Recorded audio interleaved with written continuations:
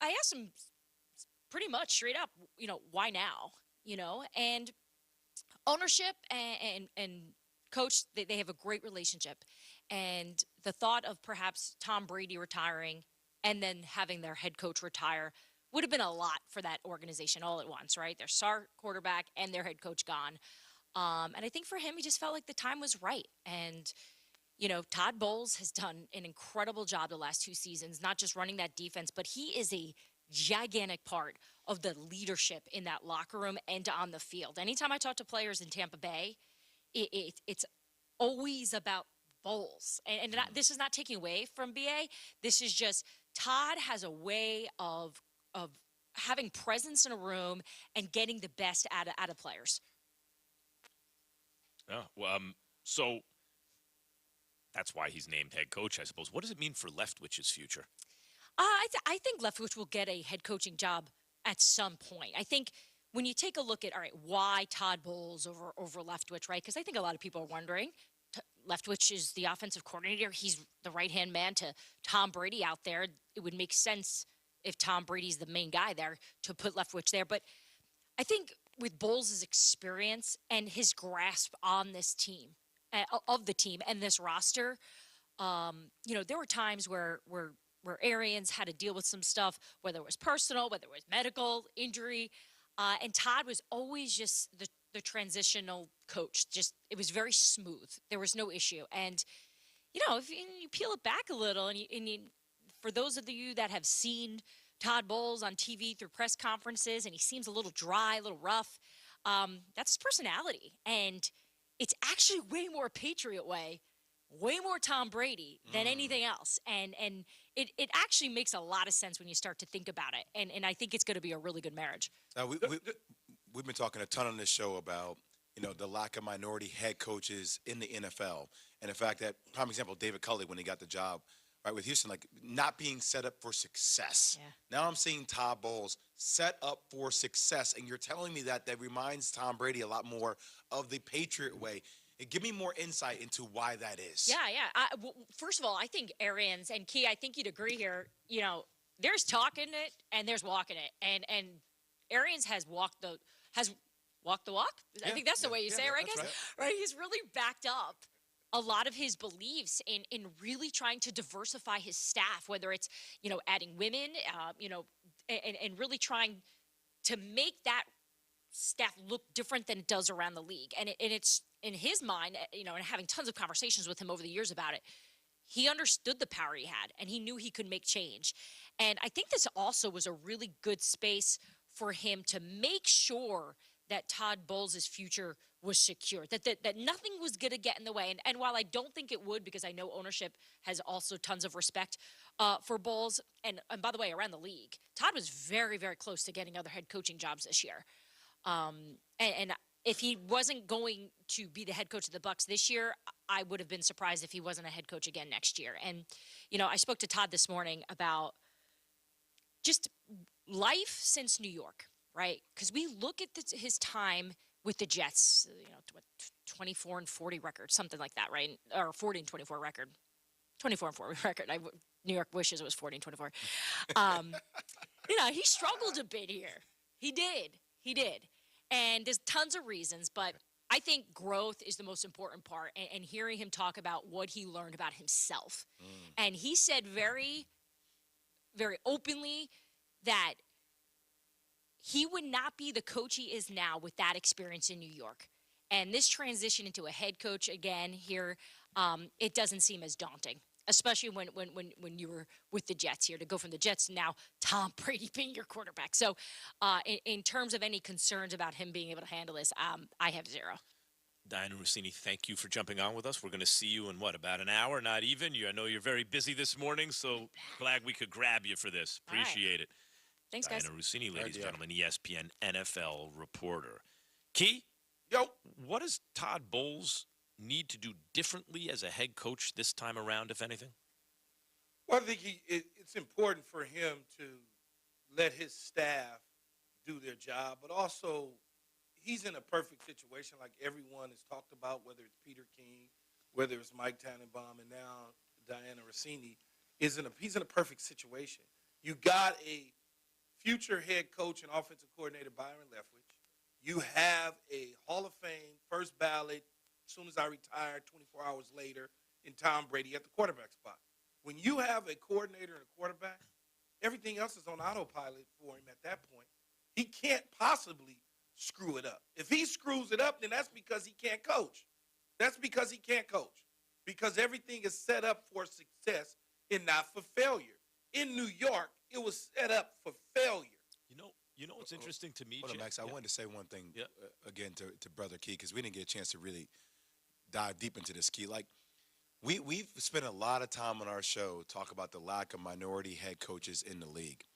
And we had really in-depth conversations about David Culley and the jobs that a lot of black coaches at the head coaching position are forced to take Interim in type, order yeah. to get their foot in the door. And here I am watching what's happening in Tampa Bay with Bruce Arians, and I have to commend him and give him a round of applause, not for just all the diversity hires that Diana talked about as it relates to women and minority, assistant coaches, but the fact that now the keys have been handed to the car that's going to be successful. It is set up to be successful for Todd Bowles instead of him having to do a complete revamp and fight for it, starting below zero, starting in the negative direction. It's just a monumental shift, and I applaud BA for that. You think about it real quick, Max, here. The one coach that comes to mind that when Jay talked about being set up for success, the one coach that's a minority, Max, that was set up for success, who's still being successful is who? Mike Tomlin. Simple. Mm-hmm. He replaced a legendary coach in Bill Cowher who had come off winning Super Bowl and doing everything, playoffs, you name it, walked in that thing, and he's been rolling ever since. Mm-hmm. That is the jobs that you want. And who gave him the job? The people who invented the Rooney Rule. The Rooney Rule. And how does I don't want to say Byron Leftwich, right? How does Todd Bowles, get this job? Again, it's the people in the organization making decisions that lead to change. It's individuals making choices. You can make certain choices. They choose this path. We continue to talk about Bruce Arians with three-time Super Bowl champ after Key has this from Granger. For all the ones who get it done, Granger is always there to help. Granger offers supplies, solutions for every industry, 24/7 support, free access to product specialists, and experienced staff at over 250 local branches. Plus, their commitment to being your safety partner can help you keep your facility safe and your people safer. So call clickgranger.com or just stop by. Bruce Arians is making moves to the Bucs front office. Making Moves is brought to you by LinkedIn Jobs. Build your winning team today. Go to linkedin.com/sports. Key, Jay, and Max. More next. Welcome to Allstate, where you can save just by being you. DriveWise in the Allstate mobile app gives you personalized driving feedback. And by adding it to your policy, you can save for driving safe just by being yourself. Allstate. Here, better protection costs a whole lot less. You're in good hands with Allstate. Click, call, or visit allstate.com to save today. Not available in every state. Savings based on DriveWise and other safe driving discounts. Savings vary. Subject to terms and conditions. Allstate Fire and Casualty Insurance Company and affiliates, Northbrook, Illinois. I'm Pablo Torre, host of ESPN Daily, where every morning we present the best sports story of the day. And ESPN Daily is presented by Supercuts. Supercuts is the perfect way to get a haircut if you're someone who doesn't have time for a haircut. You just check in on the Supercuts app or you walk in for a quality cut. The highly trained stylists at Supercuts can always give you that fresh cut feeling fast. And it's not just any haircut, it's Supercuts. Check in now on the Supercuts app or on supercuts.com. 104.3 ESPN Northwest Florida. The Dan Patrick Show. Dave Roberts, the Dodger manager, was on with us yesterday, and he had a guarantee for the Dodgers this season. We are winning the World Series in 2022. Put it on record. So what's the fallout if you don't win it? Oh, you said you guarantee. Okay, he believes in his team. But I appreciate, Dave making the guarantee. Dan Patrick. The Dan Patrick Show. 9 to 11 on ESPN Northwest Florida. Hi, I'm Tracy, your diamond girl at Tracy's Fine Jewelry. Shopping for the perfect diamond can be difficult, but that's why I've trained my staff to be helpful and to offer you a stress-free diamond experience. Pick your sparkle and use our easy layaway plan. Every woman deserves an exquisite diamond from your diamond girl at Tracy's Fine Jewelry.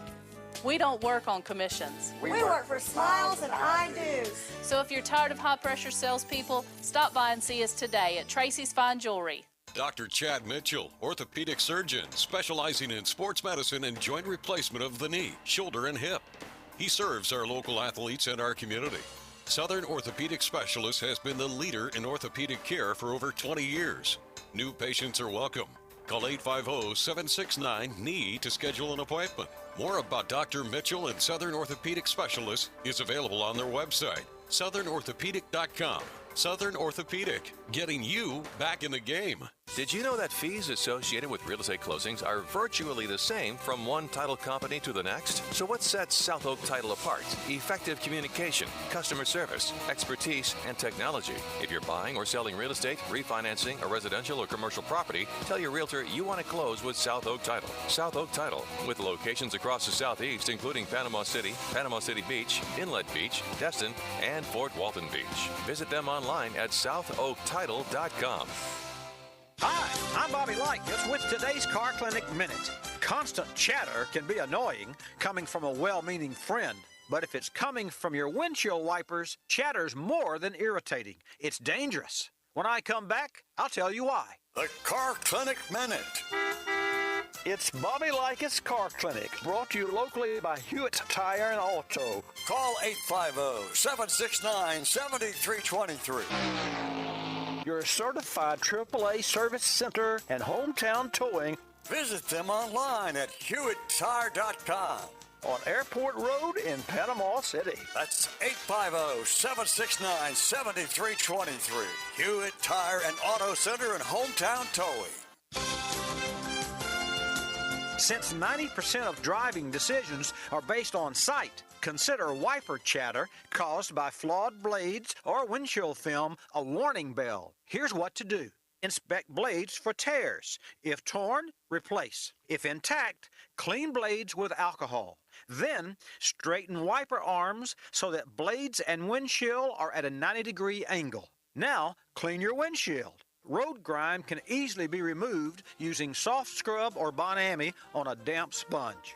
No, these household cleaners won't damage your windshield, so scrub away till rinse water sheets off. I'm Bobby Likas. Like us, you'll love us. Think fast. In the short time it takes to listen to this message, a small flame can turn into a big fire.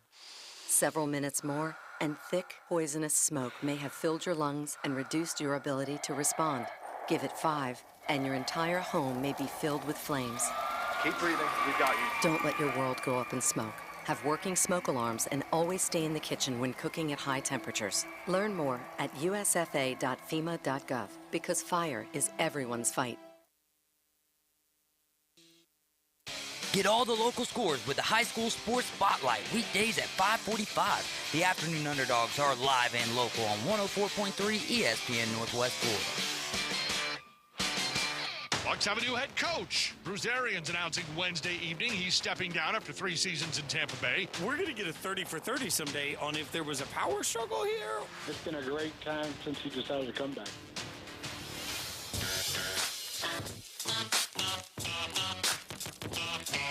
Well, I mean, Bruce Arians ain't not going nowhere. How many negatives is that? Bruce Arians going somewhere. He's going to the front office. Teddy Very Bruschi. Columbia.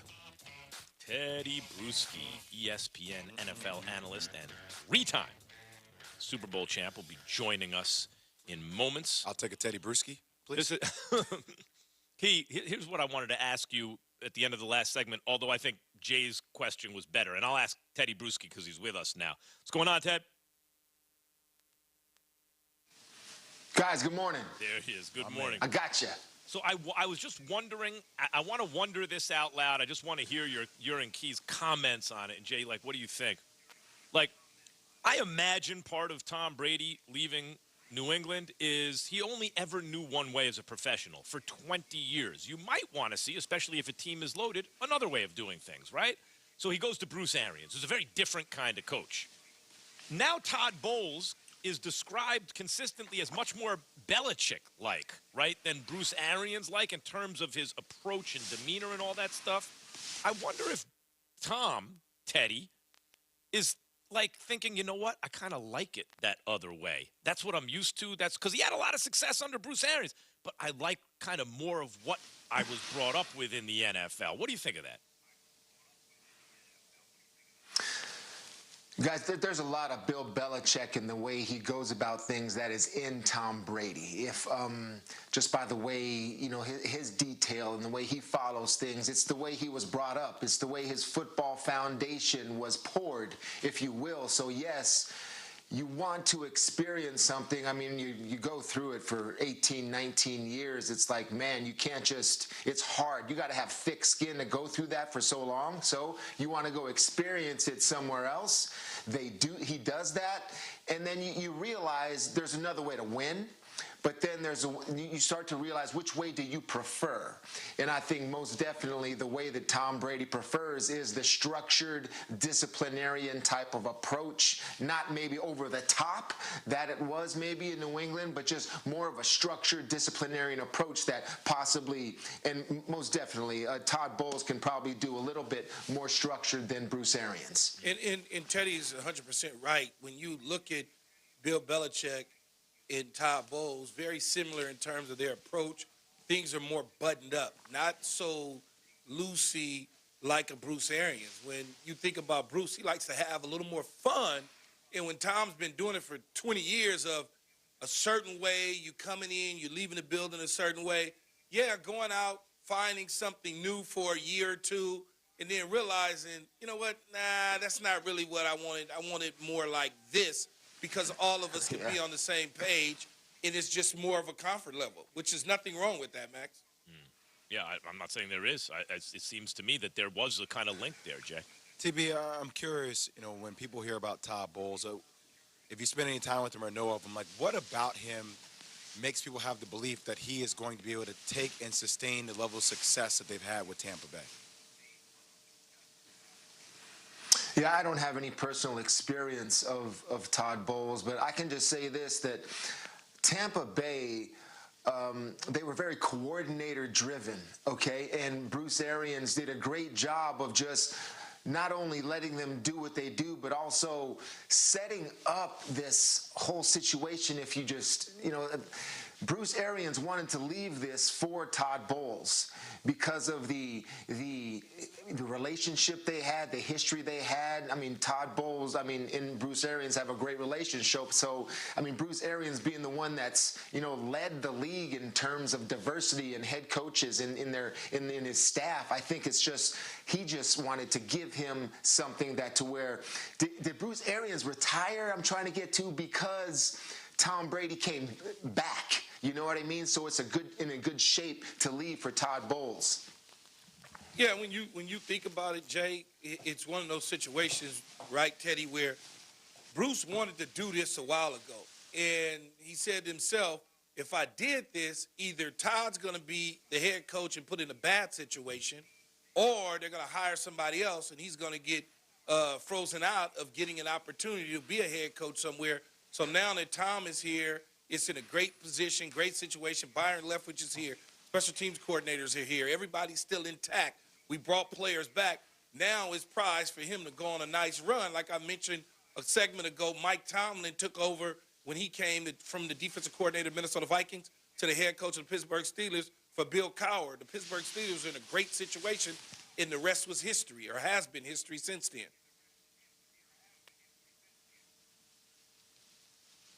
So here's the question, Teddy. Robert Kraft was expressing some kind of concern about the fact that it's been 3 years and the Patriots haven't won a playoff game. He ain't used to that in the last 20-something years, right? How much pressure do you think is on Bill Belichick now? He just made the playoffs with a rookie quarterback who also made the Pro Bowl, by the way. He did. That's a great job. The AFC looks so competitive right now. There's 7 slots. They may have to win the division to get in. How much pressure is there on Bill Belichick to make the playoffs and advance in the playoffs this season, Teddy Bruschi? Yeah, I would say, speaking it from a Bill Belichick perspective, not only pressure, but like irritation that he hasn't had that playoff win in a little while. I mean, if we remember, when he had Tom Brady, they couldn't get that in that last year. They couldn't get that playoff victory either. So it's been a little while. I respect Mr. Kraft, and like he wants it. He wants it now, and through ways you put a little pressure on the head coach. Bill knows this though, and he knows that. It's been 2 years or so since Tom Brady, and they're back in the playoffs, but still, it's time to get that win. Mr. Kraft wants to get it going again, and he wants to show that, that transition is complete, because the transition they've made in the last couple years from going from Cam Newton to transitioning and getting all the free agents and then having Mac Jones, it's been impressive to where now they're talked about. I don't pick them to win the AFC East. I think Buffalo's still the class of that division, but playoff conversation, they're there. You're talking about the Patriots being there, and that's a successful transition in itself. Thanks, Teddy. Appreciate it. All right, TB. Teddy Bruschi, ladies. All right, guys. That's a 3-time Super Bowl champion with Bill Belichick and Tom Brady. He knows what he's talking about, I guess, especially when it comes to this topic. I do think, Key, I know we were talking about it earlier, there is pressure on Belichick. It's like, as no matter what you've done in this life, what do you have in front of you? What are you going to do right now? And it's interesting. Like, I think there's pressure on Justin Herbert. He hasn't made the playoffs. Joe Burrow just went to the Super Bowl. The AFC West stacked. I think there's pressure on a million, like, what does Tom Brady have to prove? Well, that he's still elite, right? Like, there's always something for someone. And in this case, can Belichick make it in? And can he win a playoff game this year? Do you think he can? Yes or no? I think he can. I don't know for sure, but I think he can. It's something about a guy like this who, Teddy mentioned it, is irritated. He has the Max Kellermans and Jay Wills of the world questioning his ability to be a coach without Tom Brady. He hears and sees all this, even though he doesn't tell us. Ridiculous. Keyshawn, J. Willimax, ESPN Radio, Sirius XM Channel 80. We get into it next. This is a metaphor for your business's journey. Sometimes it feels like the course keeps changing right before your eyes. And in order to maneuver it, you need an expert by your side. That's what Dell Technologies advisors do. They have the Windows PC and tech solutions you need to help you get out in front and stay ahead of the game. Call an advisor today at 877-ASK-DELL. That's 877-ASK-DELL. A start to a simpler experience with Windows 11 Pro. Cutting the price of your wireless bill feels good, really good. Actually, it feels great. You should try it out. So cut your bill by switching to Straight Talk Wireless. Now offering our $45 Silver Unlimited plan with 5 gigabytes of hotspot and nationwide 5G on America's largest, most dependable networks. The $45 Silver Unlimited plan from Straight Talk. Straight Talk Wireless. No contract, no compromise. A month equals 30 days. See terms and conditions at straighttalk.com. 5G capable device required. Actual availability, coverage, and speed may vary. O'Reilly. This is Sarah's O'Reilly Auto Parts story. Driving cross country with 2 young children is ambitious, to say the least. Then our check engine light came on. We pulled into O'Reilly Auto Parts and they tested it. Turned out it was a faulty sensor. They referred us to a great mechanic just down the street and we were back on the road in no time. O'Reilly Auto Parts. 104.3 ESPN Northwest Florida is your exclusive home for the Final Four.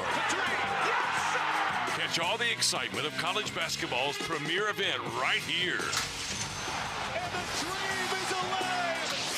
Final Four coverage begins Saturday at 3:30. Sponsored by Bill Bird Kia, Reliable Hydraulic Solutions, Ellis Agency Insurance, Panama City Toyota, and ESPN Northwest Florida. Good Thursday morning. A weather front coming in with cloud showers and thunderstorms, some locally severe, and the temperature in the mid-70s, even a threat of tornado activity. A southwest wind will gust to 40 miles per hour today. Showers and thunderstorms will taper down overnight, mostly cloudy around 58. Sunny skies Friday. This weather forecast has been brought to you by Alford Tire and Service Center in Callaway. For 104.3 ESPN Northwest Florida, I'm meteorologist Tim Root. Here at Panama City Toyota, we love things that last. Of course, it starts with beautiful, reliable Toyota cars and trucks. It continues with every customer relationship, across generations and hundreds of thousands of miles. And now, we're proud to offer something you can count on year after year after year. A free lifetime warranty that covers your drivetrain and powertrain. If you shop with us, we'll be here for you. Because peace of mind should last throughout your entire journey. Have you been to Jin Jin Super King Buffet? It's not your average Jin Jin. Well, here's what you're missing. Jin Jin Super King Buffet has competitive pricing, a great selection, extensive buffet options perfect for family dining. Menu options also include top quality seafood, hibachi and sushi bar, or select their mouth-watering crab legs by order. Bring the family out to Jin Jin Super King Buffet, located next to Wonderworks at 9802 Front Beach Road on Panama City Beach. Sykes Concrete has been in business in this area since 1947, and 3 generations later, they're still going strong. See Sykes Concrete for dirt, sand, rock, and concrete. They can handle any size job from the smallest to the largest. Sykes Concrete pays CDL truck drivers some of the highest wages in Bay County, making $50,000 to $75,000 a year, including holiday and vacation pay, plus health insurance. See Hugh Sykes at Sykes Concrete, 8030 Highway 77, on the right, just north of Southport Elementary School. Hi, this is Coach James Hale. Keeping your car looking great is easy as 1, 2, 3 at Blue Sky Express Car Wash. By joining their monthly wash club, you'll get the best bang for your buck. In just 2 car washes, your monthly membership pays for itself, starting at only $19.99 a month. What are you waiting for? Become a member today at Blue Sky Express Car Wash on Back Beach Road next to Home Depot. Tell them Coach Hale sent you. It's time to spring clean your wellness routine.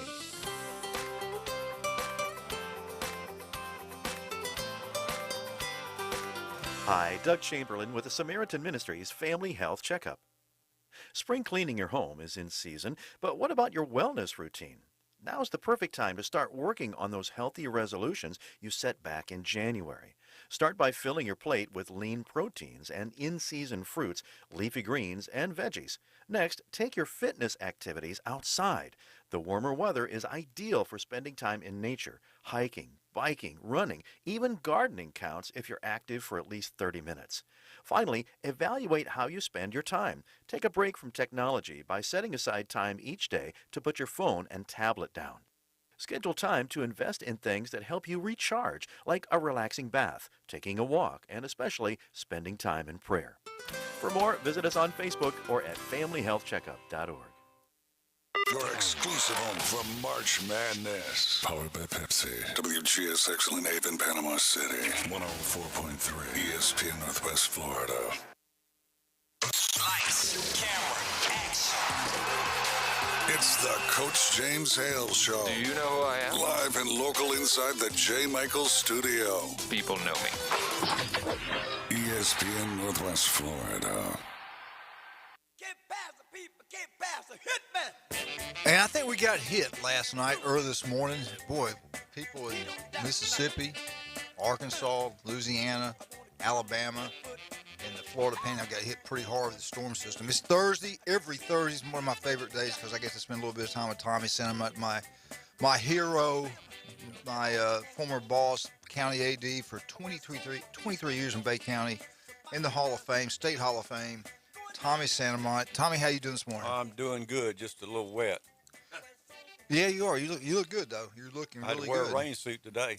I told Randy last night, I said, Randy, if we have a tornado warning or anything like that, I will not be in there. He said, call me if anything in the morning, but thank goodness it got here a little bit early in what they were saying last night. Thank goodness. But I also want to bring in Jeremy Prison. Jeremy's here every Thursday, brings up this Alabama update. We love him being in here. One of the best at what he does in the South, the heck in the country. Was at one of the biggest churches in Montgomery, one of the most prestige church, I guess, in Montgomery, in that part of the state. Jeremy, how you doing this morning? Doing great, Coach. I hope you're doing well. Did get rattled around. Pretty early wake-up call today. I don't like that weather now. I'm telling you. I told a story before. I don't know if I told you to or not, but when we were younger, we lived in the worst part of Montgomery. This was back, in the 60s. So it wasn't as bad as you might think when I say it. But, Okay. You know, Fairview. Mm-hmm. Yeah. Okay. Yeah. That's Fairview. If you want to die, go drive around there. Anyway, Fairview, there's a little bridge goes into Maxwell Air Force Base, and up under there was a little trailer park, real old trailer park. So we lived under there. So every time there was a threat of severe weather, they'd let you know, like they do now, and we would drive our little station wagon, all 5 of us, my brother, sister, and my mom and dad, and he would park up on the drive up the curve, get right beside the building he worked at, right there, and that building was our protection. And you could see and hear everything else. That wasn't fun growing up seeing that. So to this day, weather scares me. Mm-hmm. I'm a coward and proud of it. So is my little dachshund. Yeah. He's the sweetest animal. Love him to death. Well, they know. But I thought he was going to tear the bedroom door off its hinges this morning trying to get out. And he freaks out. He wants you to hold him, and he wants to get. He wants to hold. And he wants down. He wants up, and he just. Show me more time. He wants what? He jumps down. Yeah. As soon as he gets down, he wants right back up in your arm. As soon as you pick him up, he wants back down. As soon as you put him down, he wants right back up. That's same thing. We had a Dotson for 14 years, just like our child, and same thing. We have a electrical storm. He go nuts. Just go crazy. Tommy's dogs never brought him inside. They'd be lightning, rain, water, hurricanes. He said they're outside dogs. I had one of those fenced-in electrical fence. Oh my God! No, I'm kidding. You actually have babysitted some dogs. I know one of y'all's friends had cancer. My daughter had 2 dogs. Every time they'd leave, of course, we'd have to be the babysitter. Yeah. So. Well, I was thinking about the lady down Port St. Joe somewhere that she had cancer. Penny, yeah. What yeah. she had those labradoodles or something? No, she had registered. They had to be the top of the bloodline. I mean, they were really good dogs, but they were retrievers. Yeah. She had them trained to do all kind of stuff. Yeah, I remember they used to stay at y'all's house. When when she comes, she would bring the dogs. Yeah. Jeremy, are you a dog person or a cat person? I'm a dog person. I love dogs. Y'all got one now? We do. We have a golden. That's more the girls doing than I doing. Dogs are my passion. I love them. Our first child was a golden retriever. I'm telling you. Yeah, I'm that way by my dachshunds. I have 2 of them. Yeah. I saw a video on Facebook of a dog peeing on an electrical fence he didn't know was electrical. It was not. That was shocking. It was shocking. That's good. I like that. Oh boy. He just walked up and bad. Hey, listen, I can tell you this is kind of. He got me that way. Tommy went up to Georgia with him. They were hunting that one time, and I said, "Man, I gotta go." He said, "Go over there," and he said, "Right there." And they sat there, all of them watched, and I bet about killed me. Tommy, that was rude. That was wrong. To this day, that's the worst thing you've ever done to me. Like Dick Cheney, hunting with Dick Cheney. Anyway, I was getting all this. I was talking about leading to something. I want to give a shout out to Husfeld. In the old days, they would not close the schools. Everybody else would shut down the schools. We wouldn't. They started to do this. And I think that's the smartest thing they can do because I think back to the tornadoes that hit Enterprise. As you know, in Alabama, they've hit schools up there and killed a lot of people. So in Alabama, when it's like this, they shut it down for the entire day. They don't play around with it. Enterprise changed things in Alabama. They had the same mentality. Yeah. Just go, and then when that event hit, tragic event. Yeah, James and I went up there at Enterprise. Remember that, James? Oh, yeah. Our football team raised $2,500. Tommy and I went up there, and I think Bush had just left maybe the day before. And that old superintendent had been there forever. He was retired, I believe, at the time. Yeah. He took Tommy around. I think he knew you or knew of you or something. I don't remember he talked to you more than me. Anyway, they took us around. And remember, Tommy, that one room was completely destroyed. And he said, look at this. There was one desk sitting perfectly, paper, pencil. Yep. Didn't move. Did not move. And we're like, you got to be kidding us. Somebody planned it. He goes, no, it didn't move. But just think, if that way at least they're home and you don't get all those people hurt at one place like that. So, and then some people complain. There's people at work, they need somebody to hurt their kids. But I think he did the right thing, what he did this morning. I think all the other counties did the exact same thing. Okay. Are schools closed today? Most are closed. 3 hours. It's going to start 3 hours later. Most around us are closed altogether. Yeah. And you got a lot of rural areas where you now have to deal with a lot of rain and running buses, and those matters get difficult in the Washington, Holmes, Gulf County, those places. But It's not an urban rural thing. Remember years ago we had the SEC basketball tournament downtown Atlanta. Wow, I do remember that. And we were at the tournament the day before. You know, you're always in the stadium. They say in an event of an emergency, these are the exits, and you kind of half-heartedly pay attention to it. Right. 24 hours later, they were looking for the exits. I remember that. That was. I think Georgia was playing. Well, ESPN did that special about the Alabama-Mississippi State game that went into overtime, and because that game went into overtime, the people were still inside the dome. Wow. And had that game not gone into overtime, all those people would have been filing out of the dome into the streets. Wow. And, they really talk about how that saved lives. Man, that's crazy. I do remember that. Speaking of Bill Husfeld, I saw Bill the other night at a visitation. The Bay District Schools lost a great guy, Mr. Luther McDonald, from principal at Rutherford and worked in the county office with superintendent at one time. Wow. He passed away. A big FSU fan, him and his wife both. Just great people, and I hate to see that, but he passed on, and he was really a good man. You knew where he stood with him, and when I was in Fort Walton Beach, we'd play Rutherford in basketball, and every time I came to the Rutherford gym, I'd always see Mr. Mack. I called him Mr. Mack. Yeah. And we would. You're talking about James McAllister? No, I'm talking about Luther McDonald. Oh, McDonald. Okay, I'm sorry. But I'll tell you about that too. But anyway, I would always talk to him. We'd talk for several minutes. And when I left Fort Walton Beach, I came to Panama City. I didn't even have a job. So I went over and talked to Mr. Mack, and he says, I'll hire you right now. I said, Mr. Mack, that's great, but one thing I want to tell you, I'm not going to coach basketball. But he hired me anyway, and I taught there for a couple of years before I went into the county athletic director's job. But speaking of that same thing, I saw Mr. Mack, Coach Mack McAllister there. Did you really? I saw him, and he said to tell you hello. Oh, good. Did you tell him we talk about him? Yeah. Oh, yeah. We had a good talk, and but he seems to be doing okay. He had a knee replacement. Did he really? He's doing okay. Yeah. Yeah, I was worried about him. He's diabetic, and of course we got people in our family. Randy right here has it, so I know how he's going through that. But that's one of the best men I've ever met in my life is James McAllister. It was an honor working for him. He was an excellent man. Loved kids. Took care of those kids. Tell you what, buddy, he tell you something, you couldn't change his mind. But he would listen to you. He would listen, and if he thought, and I've seen him do that, change things for the better. And then I've also said where he didn't do what I wanted. So he knew one time what I was doing. He's kind of laughing. No, that ain't gonna happen. But anyway, we love that guy. Did you guys? I know you were here. You might have been out of town last weekend at Panama City Beach. How it was absolutely the wild, wild west. It was terrible. One of the worst things we've seen. And I tell you what, we have got the best police department in Panama City Beach, Panama City, the sheriff's department, state troopers. They all came together. Jeremy, in Montgomery, I don't know if that could have happened, but they get 70, 75 weapons, 160 arrests. And only one guy got shot. A guy got shot in the foot.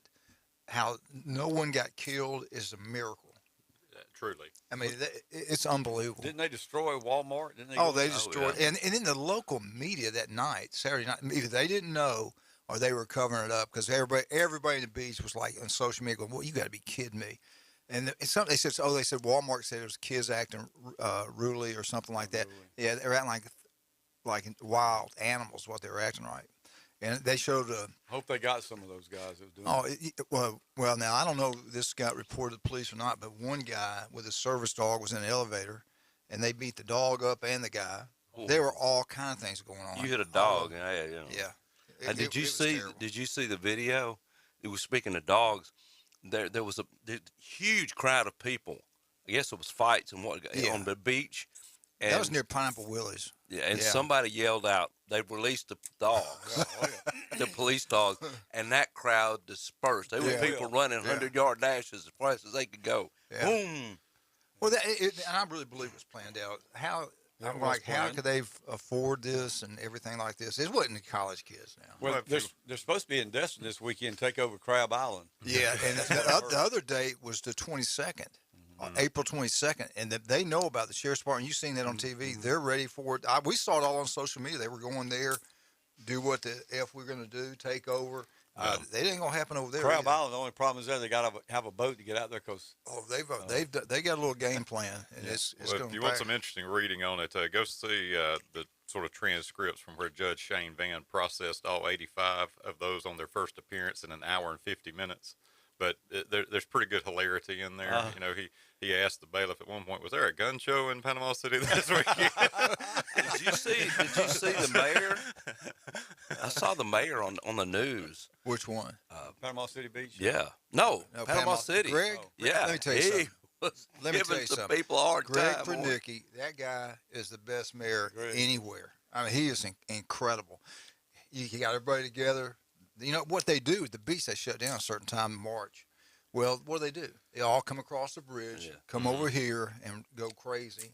He was flat telling them, "I will not stand." He was angry. Yeah, will not put up. And he won't. He won't. He's outstanding, man. I tell you what, we're really grateful. Be grateful. I'm gonna give a shout out to our politicians we do have. Griff's trying to get things done. I think he's running for something else. Like maybe Gainer's position. Philip Griffin. Trumbull. That's right. Yeah, and Griff's an unbelievable guy. But we got Greg does an unbelievable job. Jimmy Petronas is Jimmy Petronas, I'd vote for him for anything. I love that guy. He is a Superman.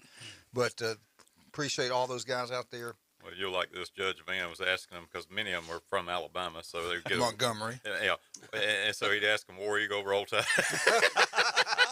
Then send them off with a $50,000 bond. Now I did hear this. I did hear that some of them they'd seen before. They've been in trouble down here before, and we got to get these judges to make sure that they're going to slap them down where they never want to do it again.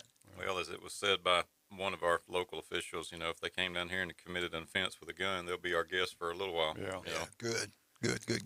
All right, I tell you what, yesterday was J. Michael's world famous spaghetti on Wednesday. It was outstanding. Place was packed out like always on Wednesdays.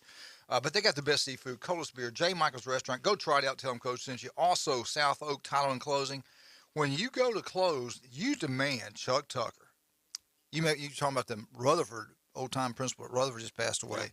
Chuck's daddy was the principal. He was at the visitation too. He was there. Yeah, he does it. He was a wonderful principal. Good man. Well, Chuck's outstanding. They do a great job at South Oak Title and Closing. Make sure you use them. Also, Buffalo Rock. Tommy, anything better than Buffalo Rock? Nope. They're just great supporters of our community and our schools, and especially athletics. They love athletics. So I like that. That was a great people to work for. It's a tradition there. I really support them. Also, don't forget about Stevenson Air Conditioning. I tell you what, love Jason. They do an incredible job. If you have any kind of emergency, day or night, give them a call. They'll get there as soon as they can. They'll solve all your issues. We'll be right back with Coach Hudson. Mosley Baseball, 104.3 ESPN Northwest Florida. Good Thursday morning. A weather front coming in with cloud showers and thunderstorms, some locally severe, and the temperature in the mid-70s, even a threat of tornado activity. A southwest wind will gust to 40 miles per hour today. Showers and thunderstorms will taper down overnight, mostly cloudy around 58. Sunny skies Friday. This weather forecast has been brought to you by Mid-South Lumber, best little lumber yard in Panama City and Youngstown. For 104.3 ESPN Northwest Florida, I'm meteorologist Tim Root. 104.3 ESPN Northwest Florida. Colin Cowherd. So Duke is going to probably win it, and everybody is going to say it's rigged, it's unbelievable. No, it's rigged, arguably, if they don't. I root for great teams, I root for great coaches, I root for great franchises, I root for great history. I'm sorry I wasn't rooting for St. Peter's. It was a cute story. It was cute. It wasn't that interesting. This is The Herd. Weekdays 11 to 2, ESPN, Northwest Florida. Los Rancheros has been doing it right for 20 years. Los Rancheros brings a top-shelf dining experience to you with the opening of their beautiful new building. Watch all college and pro games on Los Rancheros' 14 large-screen TVs with great drink specials daily from 2 to 5 and during all the games. Los Rancheros, the place for live sports and great food on 23rd Street between Jenks and Harrison. It's the cooling season, and time to call Steverson Air Conditioning for your preventative maintenance to keep your air conditioning system operating at full capacity. Steverson Air Conditioning has preventative maintenance programs, and they service all makes and models. Steverson Air Conditioning offers air duct cleaning. Steverson Air Conditioning has after-hours service and free estimates on a system change-out or duct cleaning. Call them at 248-1109. Broadcasting live from the J. Michaels Studios. The best part of waking up is The Coach James Hale Show. Powered by Pepsi. 104.3 ESPN Northwest Florida. Hey, and welcome back to 104.3 ESPN Northwest Florida. Coach Hudson, we have a hard time. I told everybody that we're 3 hours late start, so that might be the issue. We'll try to get him up with Coach Hudson, Mosley's outstanding baseball coach, state championship coach. But Jeremy, he talked about the schedule they play was going to be really one of the most difficult they've ever had.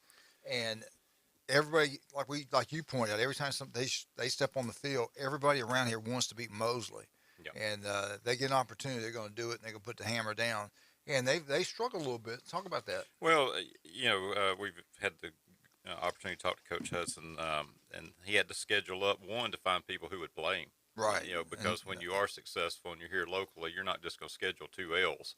Right. And so building a schedule has been a challenge for Mosley. And then when you do get a schedule and you're, putting these teams together that you may not play, all you have to say to the other kids are, hey, these are the defending state champions. Right. Now that team is ready, and they're going to give you their best. And over the course of the weekend out on the beach, you had several great programs come in from all over, which we see, every week. I mean, the Kentucky teams are getting ready to get started because their season starts April 1. And so when you see all those Kentucky tags and teams, they're coming down, and that's their first start of the season up there.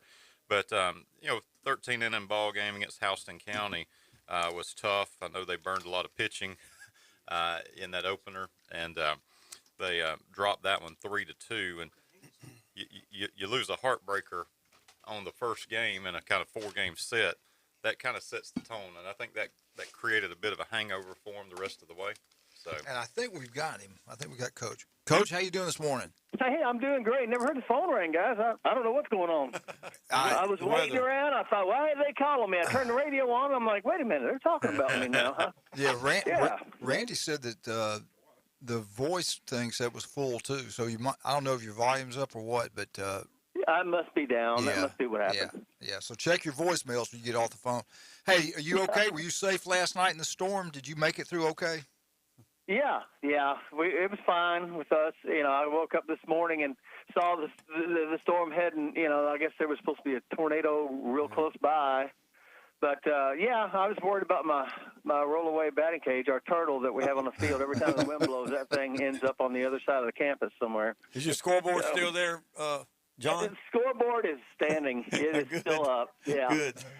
All right. Hey, Jeremy, you were talking about Mosley baseball. You're going over. Well, we were talking about, Coach, you had your big games last weekend, a lot of out-of-state teams here. And that first night you had Houston County went 13 innings. And I know you had to burn a lot of pitching and then to drop it 3-2 and then have to play the rest of the weekend. Just probably created a little bit more than what you wanted to try to get through that very, very tough sled.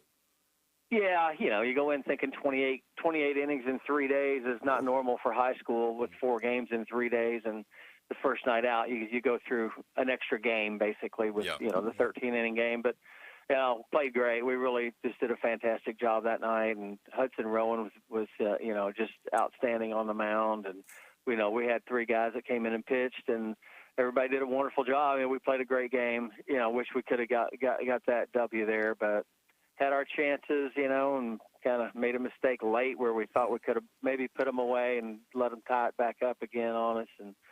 But 4-hour game. So, yeah, it was great, though. That was a good experience. It really allowed us to use some other guys that we really didn't plan on using, but, we found pitching. It's pitch by committee at that point. Guys, it was, and we had guys that stepped up. We really did. So, that was a good thing. The pitching is starting to come around now. Earlier in the year, we were swinging the bat well, and we weren't pitching very well. And now it's, the pitching is really starting to come around. We've got some guys that are stepping up for us there, and Hudson Rowan is really just starting to throw the way he's capable of throwing a baseball. And Tyler Way threw a 3-hit shutout against that Harbor, Arkansas team. And we've had some guys stepping up. Jordan Martinez is throwing well on the mound for us, and our normal guys have been really pitching well. So now we got to get the hitting back because we're not swinging the bat very well. Coach, one question, kind of just looking.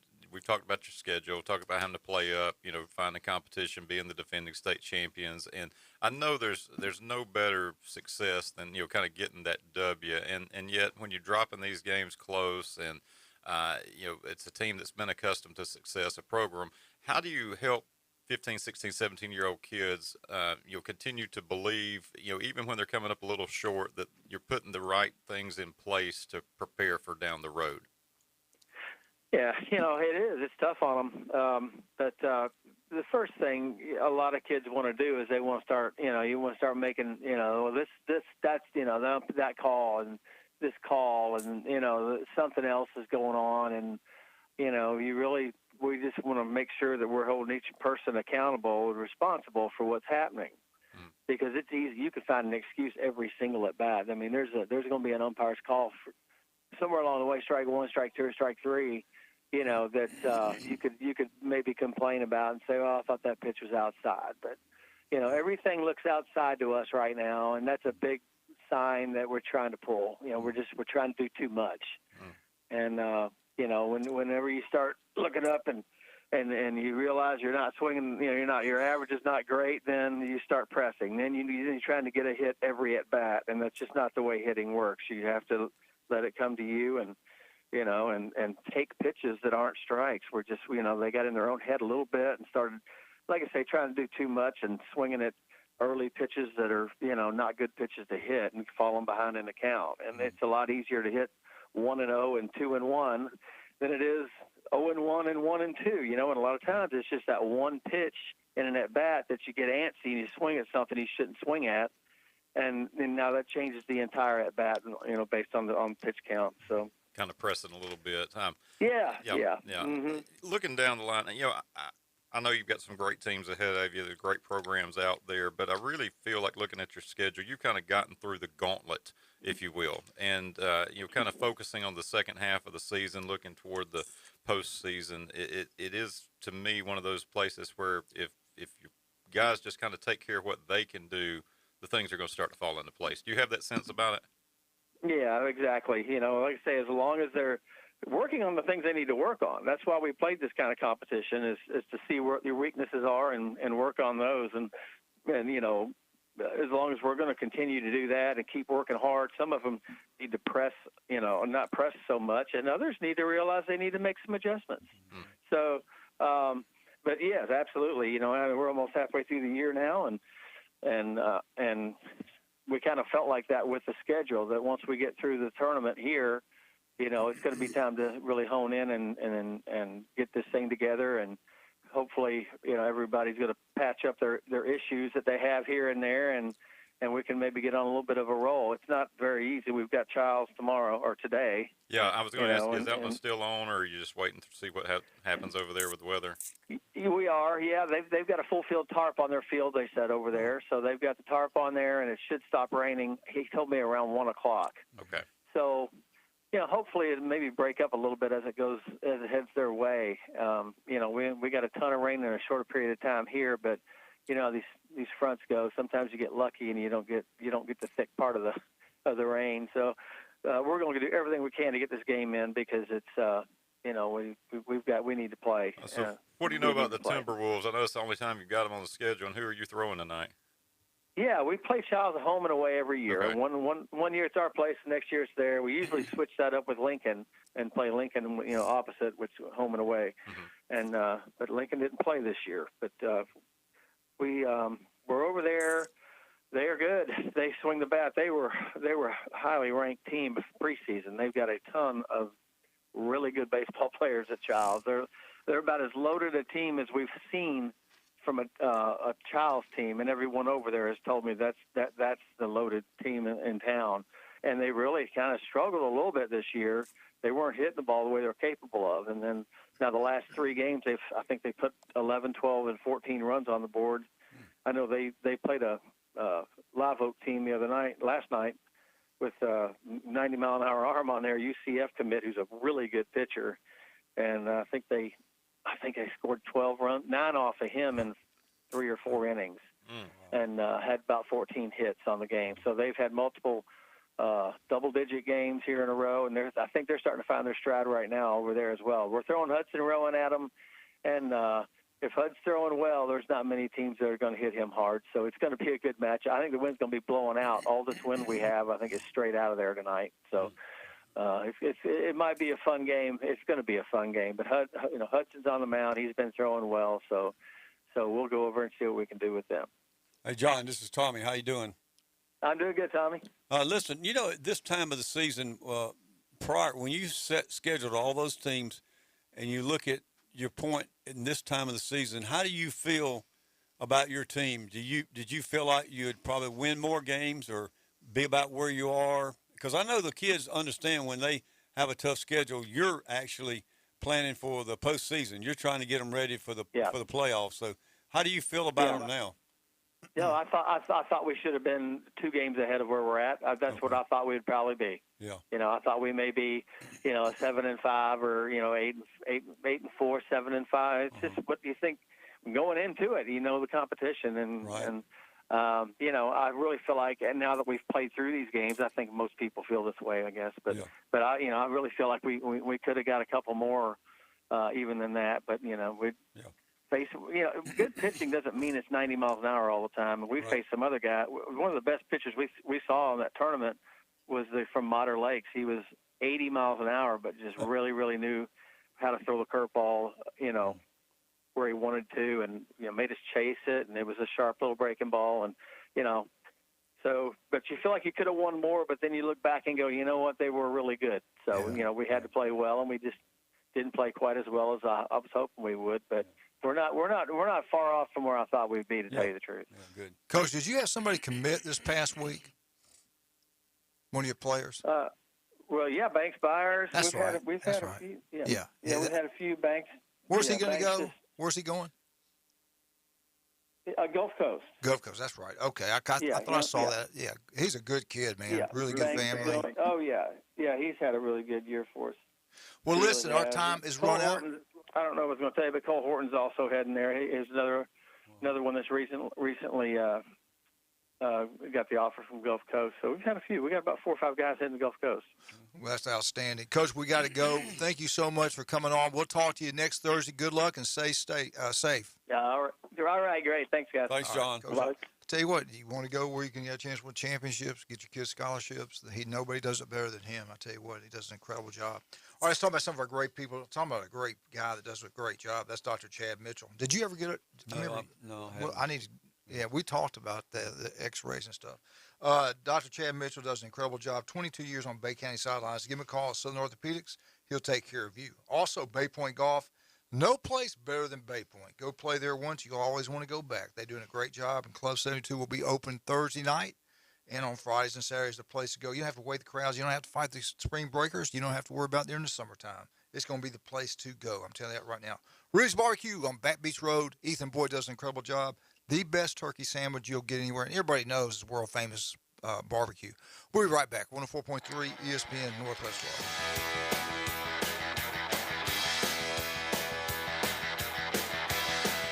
104.3 ESPN Northwest Florida. The Dan Patrick Show. And I don't know if Tiger can play Augusta and not play to win Augusta. I don't know if he's wired that way.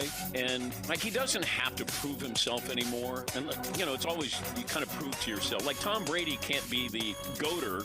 He's the GOAT. He can't be greater than what he is. He's already the GOAT. Dan Patrick. The Dan Patrick Show. 9 to 11 on ESPN Northwest Florida. At Slim Chickens, craft means something. Craft means bacon. And oh, so crispy. Craft means a good cayenne kick. And all-natural buttermilk marinated, made fresh, perfectly fried chicken. All served on toasted brioche buns. At Slim Chickens, craft means quality. And for a limited time, Try our new Memphis-style barbecue chicken sandwich. Try Slim's Craft Sandwiches today. Slim Chickens.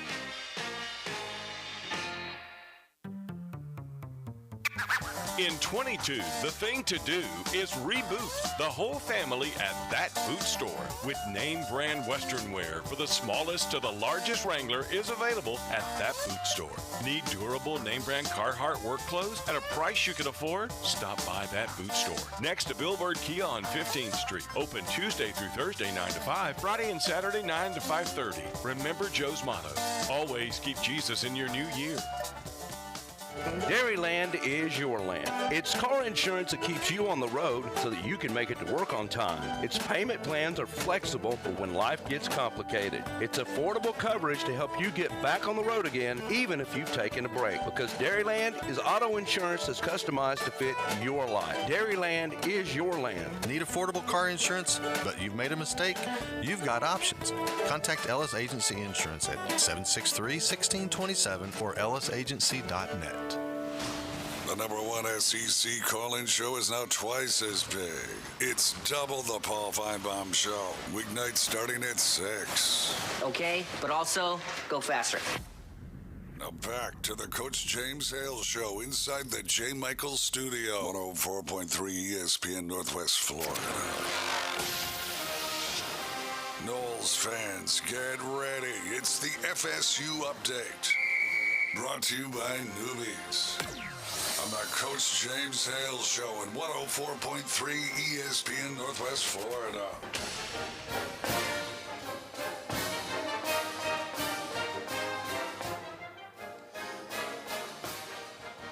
And we're back, 104.3 ESPN Northwest Florida, Florida State, Florida State, Florida State. Woo! FSU update brought to you by John in Charlotte. They do a great job. Newbies 2 on the Curve, the place to go watch all the Final Four. It's been remodeled. It's beautiful. Go try it out. You'll love it. Tommy, I really believe they're going to be pretty good next year. I just have a gut feeling they're going to be pretty good. It's time. He's been there long enough. No more excuses. It's time for FSU to be back, and I think they're going to be pretty good. From what I'm seeing, they are doing pretty good. Of course, they didn't have a good practice Tuesday, Coach Norville said. But looking at FSU, first of all, looking at basketball, girls basketball, Sue Simmerock, who's been there 11 years, retiring, and one of her assistants, Brooke Wyckoff, is going to be the new head coach of the girls basketball team at FSU, and she's looking forward to this. And I think Brooke she's been with Sue for 10 or 11 years, assistant coach, so she's going to. She'll do well. So I think they've been in the playoffs 14 of the last 15 years, so they got it going there. In boys basketball, they got a portal transfer, Jalen Gainey, 6'9", from Brown University. From Brown University? Brown University, so he must be a pretty smart guy. Wow. He went to Ivy League, Yeah. and he was a 2-time Defensive Player of the Year in the Ivy League, so they got him as a transfer coming in for next year, so that'll help. And looking at the softball schedule, they're right now 30-2, and they play March the 30th, the next game at North Florida in Jacksonville, and that's a 3 o'clock game starting off. So girls softball is doing well. Outstanding. Yeah, they're good. Yep. Baseball, they're rated number 7. I don't know how, but they are. They're 15-7, and one of the things about FSU, they got 2 really good pitchers, and Parker Messick, he's one of their really, really good pitchers. He's second in the nation in strikeouts. He's got 51 now, but he's already had a game, and I think the last game he struck out 14. And FSU is second in the nation, and they've got 12.8 strikeouts per 9 innings, which is really good. So if they can keep getting the pitching, their problem is I think their bullpen is not as strong as they thought it was going to be. And hitting, they're doing okay. You know, they got some power hitters, so we'll see how the rest of the season goes with them. And getting to football, Coach Norville this past Tuesday was not a good practice, and he was really talking to the team about being consistent. And he talked about, you know, in our nation, you know, people are just complacent. You know, they want to do just enough to get by. But he said, not at FSU. We're not doing that. We've got standards we set, and that's what we're going to play for. So he kind of got them fired up. So I'm sure the next practice is going to be a a whole lot better. But the Tatum Bethune, remember I talked about him earlier as a new linebacker coming from UCF. Right. They say he's really tearing it up. He's doing really well. So he's going. And they got all 3 linebackers back from last year. So he's going to be a big plus for the linebacking crew there at FSU this year. And they just offered, and I think Ohio State offered yesterday, Desmond Ricks. He's a 5-star cornerback. He's from Virginia, but he's going to IMG Academy. He's the 2nd overall in rivals in the nation. And he's already scheduled 2 visits. One's at FSU and one's Alabama. And FSU's been talking to him forever, and I'm sure Alabama has too. So he'll be one to watch. It's interesting that now FSU starting to get some of those bigger players to actually come in and visit. You know, that's the name of the game. You want them to come in and visit where you can really show them what you got. So that was good to see that they've got that. And another, I kept hearing in practice about this Campbell kid. I mean, running back, 5'9", 196, tearing it up in practice. 5'9", 196. You know who that is? That's C.J. Campbell, played at Bay High. Are you kidding me? Yes, he's a walk-on, but they say he is unbelievable. He's going to probably get in the rotation of running backs. I mean, he is doing unbelievable. I did not know. I didn't even think about that. Yeah, he is. I kept saying C.J. Campbell. That sounds familiar. Yeah. And he's from Bay High School. Played at Bay High. What year is he now? I think he's a redshirt freshman or a sophomore. One or two. Yeah, I think a sophomore. That's unbelievable. But he is. They really high. They say 5'9" and 196. He's low to the ground and probably pretty quick, really shifty. Yeah, so I hope he gets. Now they got a lot of running backs, and one of the running backs, Corey Wren, he is a real fast kid. He just went to transport portal for the 2nd time, and Brownlee, the defensive back, he's already left, and both of these kids were in positions that's got a lot of players, and they brought some from the portal in, so they just feel like that they're probably not going to play. And that's the reason they get out of there. Yeah, oh, absolutely. There's no guarantee they're going to land anywhere else either. Yeah. And this Corey, he was the kickoff return specialist, did a good job, and played in, I think, 8 games last year, so it's not like he wasn't playing, but he could see there's about 8 running backs that's probably ahead of him now. So and that Trey Benson, that kid they got from Oregon, he's really doing well. He's a big kid, and so they're pretty stacked up in the offensive backfield. So, but anyway, Coach Norville is pleased, and I'm gonna go to the April 9th spring game. So take my grandkids. We're gonna go over there and. Tommy, do they have like that day? Do they have anything else scheduled, like a baseball game? That'd be a big recruiting weekend. They got all kind of stuff going on. Matter of fact, that kid I mentioned, Desmond Ricks, he's going to be at the April 9th. That's when he's going to visit FSU doing the spring game. So that'll be a big show. They got all kind of concerts, got all kind of stuff you can get tickets to go to. What's that guy's name again? That's between him and Alabama. Desmond Ricks. Is that the one Alabama's after too? Tavarius Robinson is your defensive back coach at Alabama. Is that who it is? Coach Robinson. He's been talking to him. He's wants recruiting him also at Alabama. Is this kid out of Tallahassee? He's from Virginia. Oh, okay. Oh, he's IG Academy. That's Academy. Right. So they got a great player in Tallahassee. One of the schools over there. I forgot what high school it's at, but that Bama's after him big time. He's supposed to be outstanding. Florida State's going to try to get the kid. I can't think of the kid's name right now. I'll look him up though. But anyway, it'll be a big game. It's just general admission. You just buy a $10 ticket and go in there and sit wherever you want to. And you know what time kickoff is? The kickoff's going to be at 4:00 our time. Okay, good. Central Standard, 5:00. ACC Network, I do believe. Yeah, they'll probably televise it. But anyway, that's the update with FSU. Things seem to be going good. They're Michael Alford. As I told you, he's a new athletic director there. Great.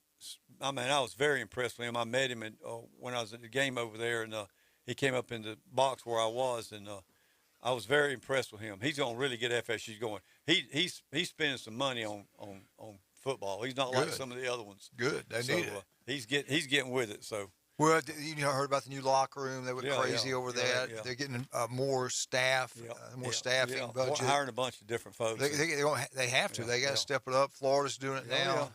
I saw a video of the players coming in when they first went into the locker room. It was funny. Let's take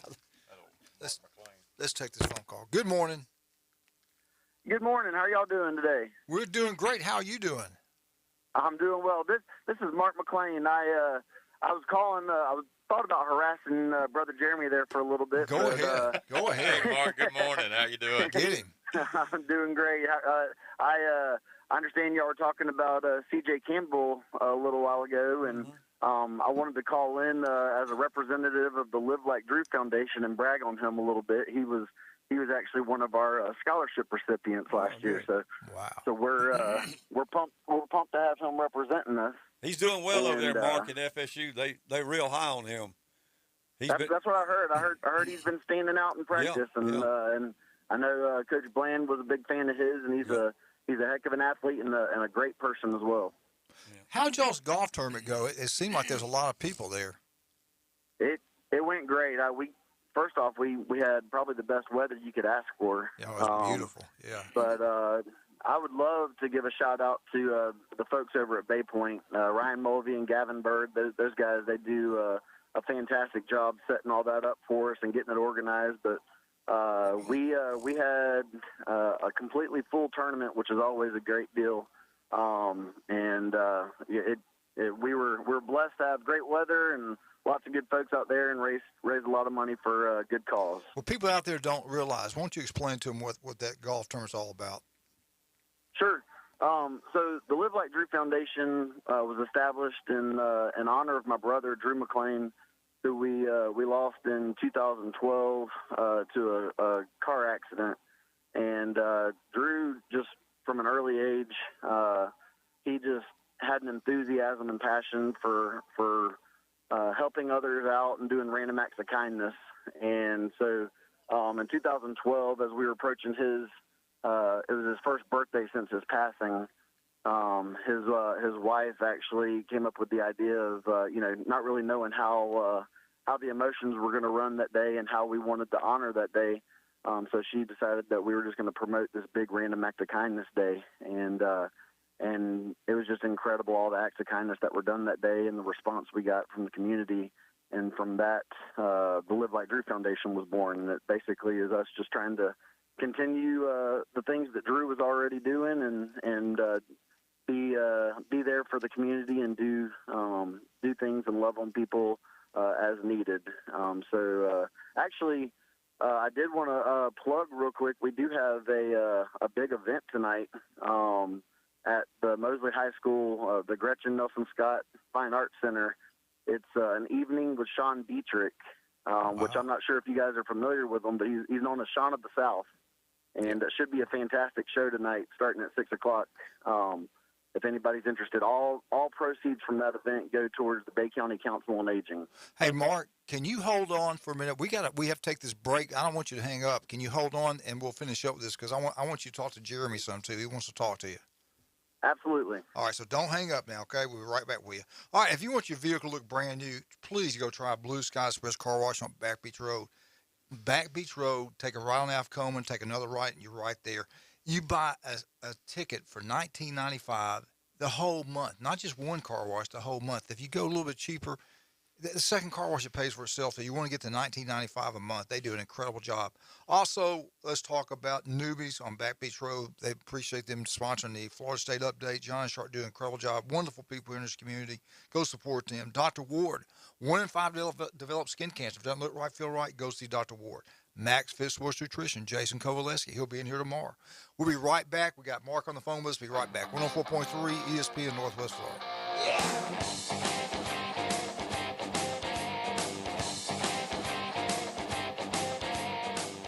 Good Thursday morning. A weather front coming in with cloud showers and thunderstorms, some locally severe, and the temperature in the mid-70s, even a threat of tornado activity. A southwest wind will gust to 40 miles per hour today. Showers and thunderstorms will taper down overnight, mostly cloudy around 58. Sunny skies Friday. This weather forecast has been brought to you by Offord Tire and Service Center in Callaway. For 104.3 ESPN Northwest Florida, I'm meteorologist Tim Root. 104.3 ESPN Northwest Florida is your exclusive home for the Final Four. Catch all the excitement of college basketball's premier event right here. And the dream is alive! Final Four coverage begins Saturday at 3:30. Sponsored by Bill Bird Kia, Reliable Hydraulic Solutions, Ellis Agency Insurance, Panama City Toyota, and ESPN Northwest Florida. Let your spring adventure begin at Bill Bird Kia. Stop by today to discover why everyone is talking about the award-winning Kia. Now offering 1.9% APR up to 48 months on the purchase of a 2022 Kia Forte, K5, Soul, or Sorrento. Bill Bird Kia is not only the home of the 20-year, 200,000-mile warranty, they're the home of the best customer experience anywhere. Stop by and see us at 2435 East 15th Street or anytime at BillBirdKia.com. We make buying a car easy, and you'll enjoy the way we do business. Offer from KMF for the purchase of a new 2022 Forte, K5, Soul, and Sorrento with $21.65 per month per 1,000 financed in 48 months. Quantities limited. No down payment required. Cannot be combined with other finance offers. The 20-year, 200,000-mile warranty is a Bill Bird Kia warranty. See dealer for complete details. Offer for well-qualified buyers. Must take delivery from dealer stock through 4/4/22. Now back to the Coach James Hale Show. I'm not prepared. I really am not prepared at all. I hope you won't judge me on one email I sent 10 years ago. My apartment smells of rich mahogany. Live from the J. Michael Studio. Not after spicy or foosable! 104.3 ESPN Northwest Florida. And welcome back to 104.3 ESPN Northwest Florida. Jeremy, we've got a great event going on tonight, especially if it's raining. This is really the thing to do. Talk about what we got going on. We got Mark on the phone with us. Talk to him about that. Hey, Mark, tell us a little bit about how this opportunity for us came up with having Sean Dietrich here in town. Sure. Well, first off, those that don't know Sean, he's this just big, fun Southern personality guy. Big red bushy beard, grew up in the Panhandle, and he's become actually I've been saying regionally famous, but I think it's starting to be on a national scale now. And he's a writer. I think he's written a dozen or so books. He writes for a bunch of different columns for various media outlets and does a daily blog. He's got a podcast show, and on top of all that, he's also a professional musician. So he's just kind of a jack of all trades guy. And my mom discovered him several years ago and took me to a show in Mariana to go hear him speak. And we were just blown away. And most of his messages are just positive, uplifting messages, and a lot of them have some acts of kindness built into them. They're all true stories, life events that he's had happen to him, and we just felt like it perfectly aligned with the mission of the Live Like Drew Foundation, and so we actually brought him here a couple of years ago. He came and spoke, and it happened to be a year when all incoming freshmen at Mosley High School, they have to do a summer reading assignment. And so that year, the faculty at Mosley had actually chosen Sean Dietrich's blog for the assignment for the all incoming freshmen that year. So it worked out perfectly that everybody who had not already heard of him, he definitely gained some popularity locally, and he came in and spoke, and everybody was just blown away. He played some music and brought a little bluegrass band with them, and the feedback we got from that was incredible. So we pretty much told him anytime he's willing to come back, we'd love to host him. Well, you mentioned his Walton County ties, and he has a way of just capturing life in the Panhandle that all of us love, and while we live in this part of the world, and kind of spins those stories of diners or back roads and things that just kind of appeal to the soul. Exactly. It just the reflections of the simpler way of life, and when you really just slow down. And I tell people all the time, I think he's the guy that just walks into the Waffle House and sits down next to a stranger, and before they leave, they're hugging and shedding tears together, and then he'll write about that story at some point, and something neat will come from that encounter. So tell us about the event tonight and how we can get tickets and go and proceeds and just kind of the logistics of all of it. I know the weather's kind of bad. There may be some Little League games washed out and all with fields not playable and people looking for something to do. Absolutely, yeah. So tonight's event, like I mentioned, it's at Mosley High School's Fine Arts Center over there. It's a great venue. Tickets are on sale online on Eventbrite. You can go. There's a Facebook page that you can go to, or you can go to livelikedrew.com. There's a link to the sales on that page, as well as the Bay County Council on Aging's page has a link to tickets. As I mentioned, the all proceeds tonight go towards the Bay County Council on Aging. Coach said he and Tommy would benefit well from that. Yeah. I think from what I've been told, there's quite a few people that will benefit from it. So the Bay County Council on Aging, they told me the statistic that for every ticket sold, it'll feed a senior 4 meals a day for a month. Coach Hale wants to get in free. Hey, tell him to come on. It'll be an experience that he won't regret. And he'll next time he comes, he'll pay for the next ticket. There you go. That sounds pretty good. Oh man! Hey, I tell you what, I remember when that happened to your brother. That was a sad situation. And how's his wife been doing? Is everything she been doing pretty good? She's doing great, and I don't know if you remember at the time. She was actually 7.5 months pregnant, and so their baby Ruby, she's growing up and flourishing and looks just like Drew, and so no, everybody's doing great. We're still very tight, and it's been a lot of times whenever something tragic like that happens, people wonder the why involved in it, and I can just say we've been blessed to kind of get to see some of that why in action. So there's been a lot of good that's come from it. Now you got to be an FSU fan, right? Actually, no. I'm actually not on the evil side. I'm a Gator. Are you really? That's why I got to keep Brother Jeremy in check every once in a while. And no, Drew actually was he had walked on in the Ron Zook era as an offensive lineman at UF. I don't know why. I thought he was FSU the whole time. I did not know that. I thought he was. I just thought. I know Bill's a big FSU. I just thought that. I didn't know that. Mark's got his own Gator snoot. That's right. So yeah, we got to keep everybody balanced, and hopefully, I'm the eternal Gator optimist with my orange and blue glasses on all the time. So. We're always going to win the national championship until we don't. I tell you what, I like the coach you got. He worked for Saban. Saban loved him. Hard worker, young guy. Look at his record so far, Jeremy. I really think that hire was knocked out of the ballpark. I think it's a great hire. I think the future is looking bright in Gainesville. Yeah, you see how they're recruiting right now. Yeah, they got a shot at getting Mitchell out of Thompson High School.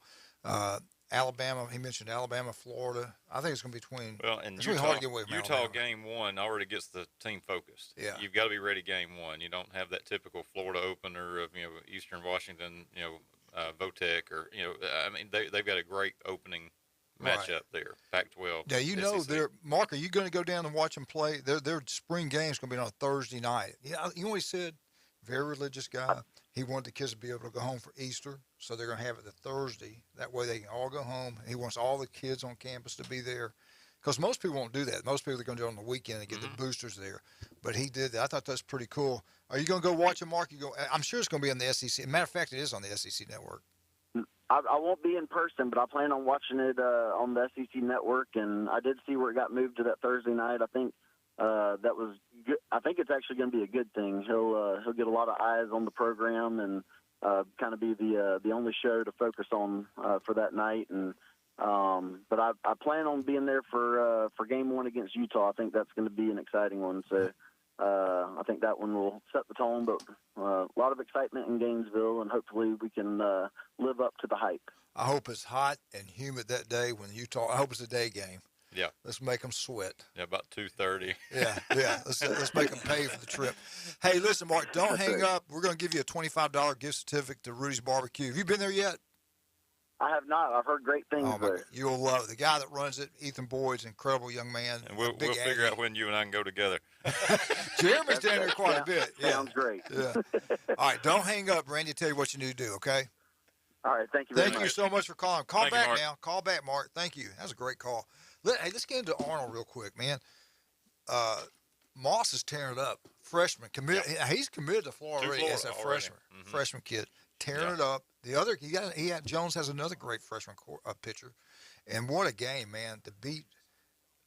Bozeman beat Arnold when they both undefeated at Bozeman. And then Arnold gets them back last night in a great baseball Both of those game. programs, we really have some great baseball here in the area. We talked to Coach Hudson from Mosley, and then you put Bozeman, you got Arnold. I mean, outstanding baseball being played here. And I tell you what, at Rutherford, he's working his tail off to build that program back up. I think he's doing a really good job there. We've got some great baseball coaches about that.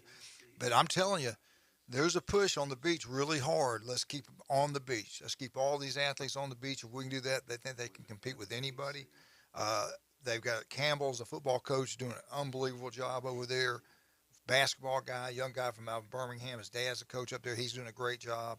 And now baseball, Jones, man, what a hire that's been. So you got to take your hat off to Rick Green, bringing him in there. They're doing a great job at Arnold. Tommy, did you just watch any of the highlights of that Bozeman-Arnold game last night on the news? I don't watch the news. You're a wise man. Actually, I really don't watch any news. I don't. But I've gotten the same way. Whatever they say, I don't believe. Yeah. I mean, I'm. You think I'm kidding? I'm serious. I don't believe it. If I don't see it, I don't believe it. All right, we'll be right. How much time we got, Randy? I gotta go. Yeah, let's go. I'm ready to go. Let's talk about some of our great people. Hey, Paparazzi Gourmet Deli, Tommy Santamont, Louise, myself, Julie, the Vandergriffs. It was Josh, his wife, and Glenn Manley. We went out there, and John had a big thing on for the community. The best food, I'm telling you, Jeremy, the lasagna is unbelievable. The spaghetti's really good. The pizzas are incredible. John had a big old tray. He goes, yeah, y'all get it. What you don't take home. I think we all got about one little slice. Glenn walked out there about 5 pounds of food. He did. We were like, you got to be kidding me. But anyway, I took Glenn to lunch yesterday at J. Michael's. We had a good time out there with Glenn. All right, we'll be right back. 104.3 ESPN Northwest Florida. We get back, Jeremy Pridgeon, Stevenson Air Condition, Alabama Update.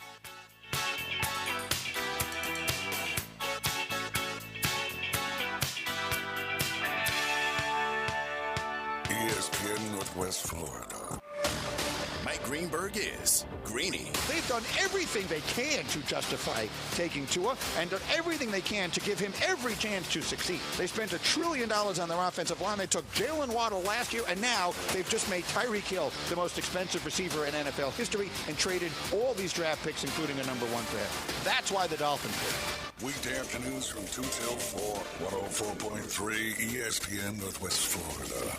Hi folks, it's Tracy with Tracy's Fine Jewelry. Did you know that we have a master jeweler right here in the store? That's right, he has over 30 years experience in the art of repairing jewelry. Most repairs are done within 2 business days, so don't send your jewelry off for 6 weeks. Bring it to us at Tracy's Fine Jewelry. We size rings and solder chains. We can reset your diamond into new settings and even custom design. You'll get your jewelry back quickly and looking as good as new. Tracy's Fine Jewelry, Bay County's trusted jeweler for over 45 years. Offered Tire and Service Center on Tyndall Parkway in Callaway is your authorized Goodyear and Michelin dealer. Did you know that brake fluid absorbs moisture over time? Moisture contamination can lower your fluid's boiling point, leading to overheating and poor braking performance. Offered Tire and Service Center. We recommend having your brake fluid flushed every 2 years. Offered Tire and Service Center on Tyndall Parkway in Callaway. Locally owned for the past 35 years and worth the drive from anywhere. Your home for college basketball. Powered by Pepsi. WGSX Lynn Haven, Panama City. 104.3 ESPN. ESPN Northwest Florida. I'm Mac Glover with Aero Pest Service, and we are your family-owned and operated pest control company in Bay County since 1977. Did you know termites do more damage every year than fires, floods, and storms combined? And all they need is a width of a sheet of paper to get into your home. But I can tell you that it's completely preventable. You can protect the most valuable investment you have by calling us today. Give us a call today at Aero Pest Service, 850-874-1900. Put down your natural light. It's time for the Alabama Update. The Alabama Update, weekday mornings at 8. On the Coach James Hale Show in 104.3 ESPN Northwest Florida. Roll Tide. Roll Stevenson Air Conditioning. Roll Stevenson Air Conditioning. They do an incredible job. It's the only thing you can buy that actually pays for itself. You want to save money every single month in your power bill? Stevenson Air Conditioning. You want to be comfortable in the summer? You want to be warm in the winter? Stevenson Air Conditioning. You got a problem? Stevenson Air Conditioning. Day or night, they will be there. They'll solve all issues. Stevenson Air Conditioning, number one. Jeremy, what you got for us today with the mighty Crimson Tide? A lot going on up in Tuscaloosa. I had Pro Day yesterday up at Alabama, which has now become its own sort of event. Did you see every team was there, Yes. the superstars, the coaching world? Everybody was there. It's a who's who. It's just kind of Saban's day to sort of hold court with everybody and show off his latest products as he gets ready to send them off to big contracts and lots of money. And you know what's so weird? There weren't that many, because that means it's going to be good next year. Next year. We didn't have as many as we usually do. That's right. It was a little down this year, but, still some headliners in play. It was just kind of neat to see, Bryce Young throwing a few to Slade Bolden and to Brian Robinson. We're not going to see that again as Robinson and Bolden head off. And a lot of talk about Evan Neal. And I know everybody's up, and we've got a bit of a delayed start to the day. But Evan Neal, they talked a little bit about his day and what he eats. Of course, Evan Neal is 6'7.5", 337 pounds. So 6'7.5". Good Lord. Yeah, 337 pounds. They said he eats between 3,500 and 4,000 calories a day. Oh, my God. Are you kidding me? But they asked him about his diet. They said he liked, lean meats, like chicken and steak and turkey, that he's allergic to seafood, and so he can't eat that at all. But he is projected as one of the top picks. Some have him as the top pick, but they've kind of backed off that a little bit. But they asked him, well, what's your cheat meal? When you're going to get off that real strict regimen. Any guesses as what Evan Neal would want when he's cheating? What's that? The Spicy Deluxe combo at Chick-fil-A.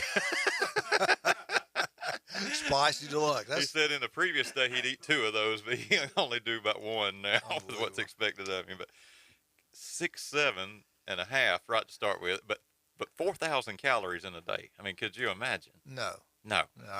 That's just insane. So a lot of conversation. And he's pretty now. He is beautiful. He's got a great body. His arm length, his wingspan's unbelievable. Yeah. Where do they think he'll go? First 5? First 5, probably. Yeah. Another millionaire. Yep, another millionaire, that's for sure, and long line of them. A lot of talk about recruits. Over the next few weeks, Alabama's going to have a lot of blue chippers coming in. Arch Manning is on that list. I personally don't think we're going to end up with Arch Manning. I can't see the Manning family allowing that to happen. I'm with you. They can play the game. Texas, I think, one time I thought it'd be Georgia. I think maybe Texas. I think it might be Texas. Yeah. I think you're right about that. $1.6 million deal. Yeah. But he's on the list. The number 1 safety prospect out of Georgia, Kalen Downs, is coming. And then the number 9 rated quarterback, Dylan Lonergan, 4-star, is on the list. And then Caden Proctor, who is a consensus top 3 offensive tackle out of Iowa. That's a big boy. And he's going to be coming in as well. So you've got a lot of people making their way around. This past weekend, you had Xavier McLeod, who's a 3-star defensive lineman out of South Carolina. and he met with Coach Saban, but the defensive line coach, Freddie Roach, seems to be really developing a relationship with McLeod. So watch for that possibility Jeremy, to take if shape. you see all the big name players they usually get, Roach is right there with almost every single one. He must be the best recruit they've got. There's something special there in that sauce. Yeah, that he can kind of woo them in. And the families love him, the yep. parent. I mean, he does a heck of a job now. Yeah. I wonder what he's making. It's a great question. We can look it up and find out. But this 3-star DL has 20 offers, so he's going to finalize his list, and hopefully Alabama will be right near the top of it. As far as the team goes, they're going to have their 7th practice of the spring today. The first scrimmage will be Saturday, and then there's another scrimmage on the 9th, and then of course A-Day on the 16th. Did you say you were going up? Julie wants to go. What's the date of it again? 16th. 16th. I think it's what? It's on the SEC Network TV. Yeah, I don't know, Jeremy. I don't know. We're supposed to go to the Lee County Hall of Fame, School Board Hall of Fame, April 21st. So okay, so you got a lot of travel then, perhaps. They talked to Saban yesterday at Pro Day, and then also looking ahead to this coming season. A lot of conversation about the defensive line, DJ Dale, Byron Young, Stephen Wynn, Tim Smith. So they're, as you mentioned, I think next year's Pro Day is going to be just loaded down because all of those guys are solid. Conversation around the offensive line as well, and there's a Vandy lineman, I saw that. Tyler Steen, that is in the conversation about possibly transferring. So we know he's smart. Good-looking kid. And so that could add to some strength there with J.C. Latham and Kendall Randolph. So we'll see how that takes shape. Look for his decision toward the end of the week. As far as the spring sports go, baseball went over to Starkville. Mississippi State defending national champion, and they've kind of struggled a little bit. We talked about Mosley early. Defending state champion, and they're kind of trying to find their identity. Same thing's happening with state. They had a lot of success, but they have not been able to put it all together yet. Well, Alabama was able to sneak one of those ball games, and they got the Sunday game. But they did lose the series. So state won the series, and amazingly, we won a midweek game. We beat South Alabama last night 5-4. Eked it out. They got it in? Yeah. Wow. Yeah, they got it in. It was in Tuscaloosa, so they got it in. But we've been dropping those midweek games with regularity to Jacksonville States, and it's time to have a better baseball team. So 15-11 at the midway mark here. Jeremy, wait a minute. Tommy just got to answer your question. Tommy, what did you find out? $720,000 is all he makes. That's a good value for Alabama. $720,000. What's he coach defensive line? Defensive line. DO That's coach. pretty good pay. He's a big old kid too. Oh yeah, He played at Alabama. He played at Alabama. And I think sometimes you get those folks that come through the program. They love being there. They'll work for less just to be part of it. I could probably work there for about $700. $700. But Alabama's baseball will host Texas A&M this weekend, Friday, Saturday, Sunday series in Tuscaloosa. So folks around the area looking for something to do. It's a big weekend with baseball and softball in town. Softball just rolling on. 29-4. Tell us the story, everybody out there, what happened. Well, that's gymnastics here. I'll get on to that in just a second. But this is softball right here. So, softball team. Oh, it was gymnastics. Yeah. Oh, I'm sorry. Okay. Yeah, 29-4 on the softball team. They went over to South Carolina, got a 3-game sweep, beat Alabama State. They took out the Hornets. Alex Salter threw a 5-inning no-hitter against the Hornets, and all eyes this weekend on Alabama, Georgia.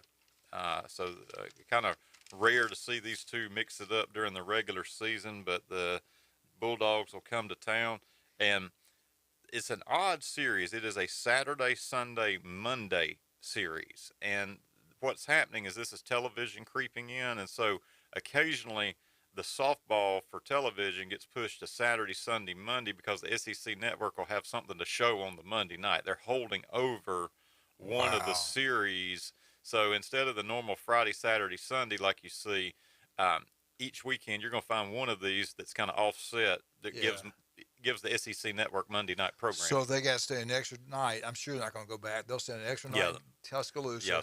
And then leave right after the game on Monday and get back to Athens there. Yeah. So Alabama be hosting the Dogs there.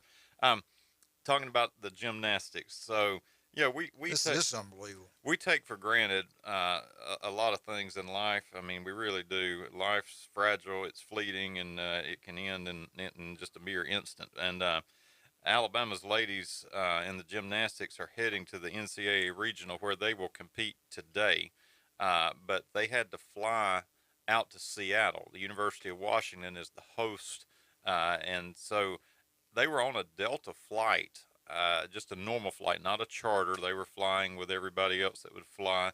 And over the Midwest, they experienced a cabin pressure loss.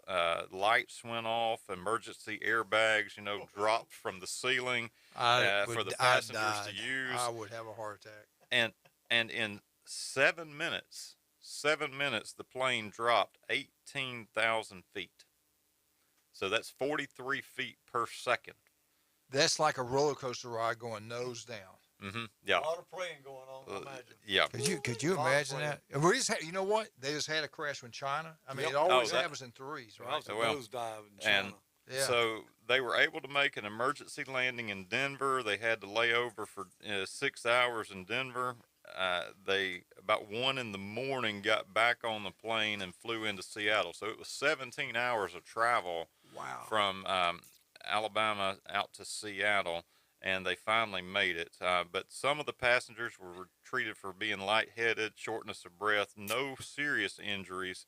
The team did not make a statement, but they all said that they were fine, and so we hope that they have rested up and recovered from that. It's going to be a hostile environment for them. They're paired with Washington, so they've got to beat the host. Huskies there in their gym, and I believe the other two teams are BYU and Michigan State in that regional. So good luck to the Lady Tide as they are out there on the West Coast. We came back from a game one time. I think we're over Tennessee flying back from a game, and I was never going to fly again. I'm telling you, this is bad. Remember Marshall? This would happen probably 4 or 5 years, maybe 6 years earlier. Marshall had crashed, and got all of them died. So we got a lot of guys that they hadn't flown hardly any until they get to college. The first trip you take the plane, everybody knows if you're younger, never been on a flight, a lot of these old people from Alabama, Mississippi, never been on a plane before, and those coaches and the older guys pull some tricks on you and stuff, and the engine starts revving up, you think something's happening, because you don't know. But I'm telling you what, going through something like that, I was like, to this day, I don't like flying. Well, I've got a good friend, Brian Bush, who lives up in Birmingham, and we flew out to watch Alabama play UCLA years ago, and his dad told me, he said, now, when Brian gets nervous, you'll know it because he starts rubbing his hands on his thighs. Well, it was his first flight ever, and we're sitting there in the Atlanta airport, and, I mean, he's just about to burn a hole in his pants. Oh, boy. I'm telling you, I feel for those girls. That's unbelievable, man. Was that when you flew out of Birmingham? Was that direct flight? Y'all go out one of those charter flights? No, we were flying regular, but I mean it was direct out of Birmingham to LA. Yeah. We've been on a flight where we've lost an engine. Flying into Houston, Texas. Yeah, Louise, Kara, and I, all of us. Louise used to be a flight attendant, right? United. Yeah. What did she say about it? She's okay. Oh yeah, she don't mind flying at all. She has no problems with it. But it's kind of interesting when the pilot comes and says, I don't want to alarm y'all, but we have lost an engine, and we're flying into Houston. There comes the fire truck and all that. I can see them moving. That's not good. No. All right, our Alabama update has been brought to you by Stevenson Air Conditioning. Jason and Debbie, family owned. They do an incredible job down there. Great people. I love seeing all those Bay Point trucks down there because everybody in Bay Point uses Stevenson Air Conditioning. If you got an old one, get rid of it. All you're doing is paying those high bills every single month to heat and cool your house. You won't believe the amount of money you save every month in electricity bill going with Stevenson Air Conditioning. All right, we'll be right back. Auburn Tigers, 104.3 ESPN Northwest Florida.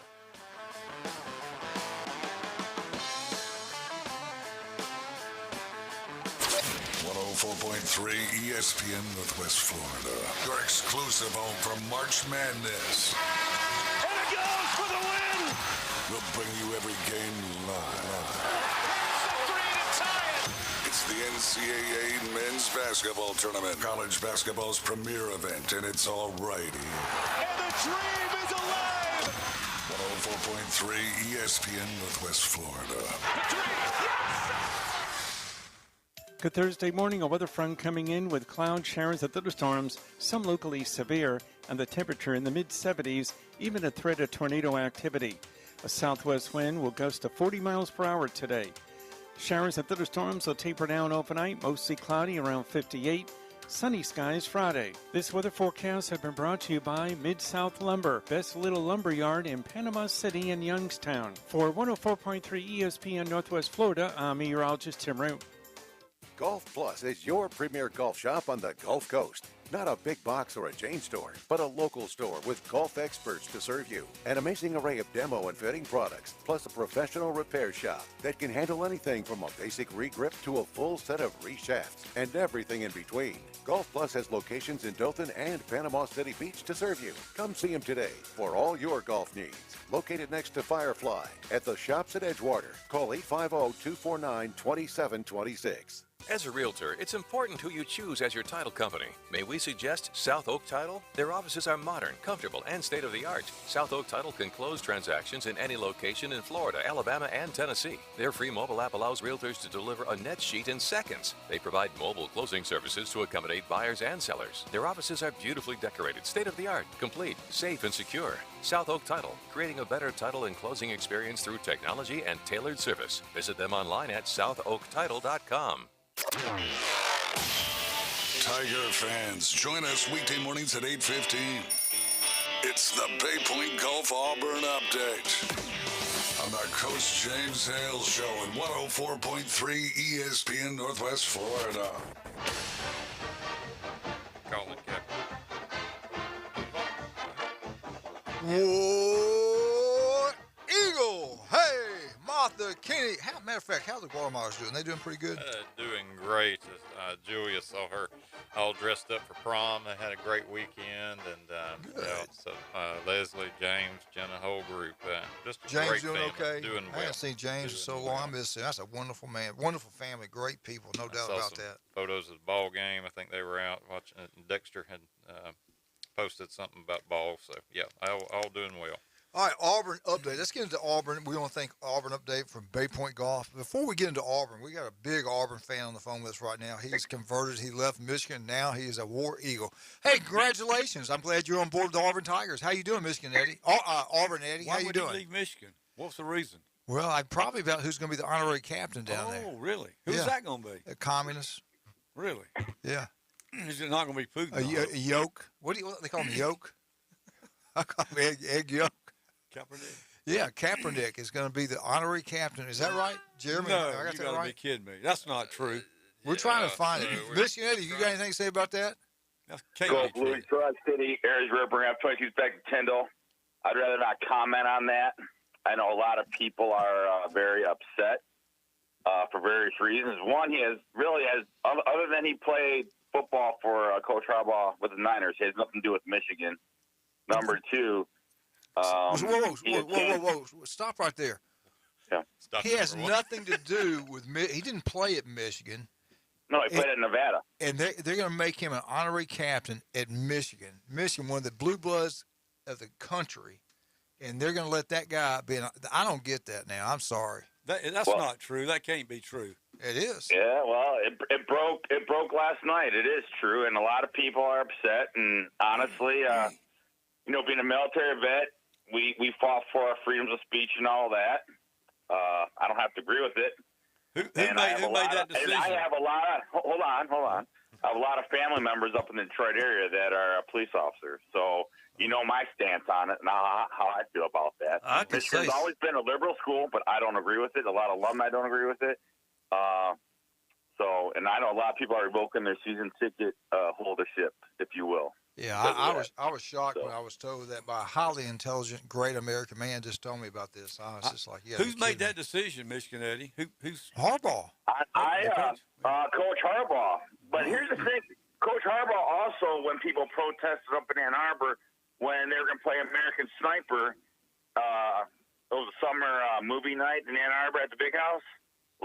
Some of the students that were protesting, they were going to cancel it. And Coach Harbaugh was the same guy that said, well, as far as Michigan football, we're going there and we're watching American Sniper because he does back the military and all that. So I got kind of confused about why this is happening. Hopefully there's some underlying things that it's going to be for the greater good. The Lord has a plan. That's all you got to say. Michigan must be getting a lot of money from a big donor to do that. I got a question about Michigan. I have a problem with Michigan. I moved from Gulf Shores over here to get away from my neighbor from Michigan, and now my landlord is from Michigan, and she is,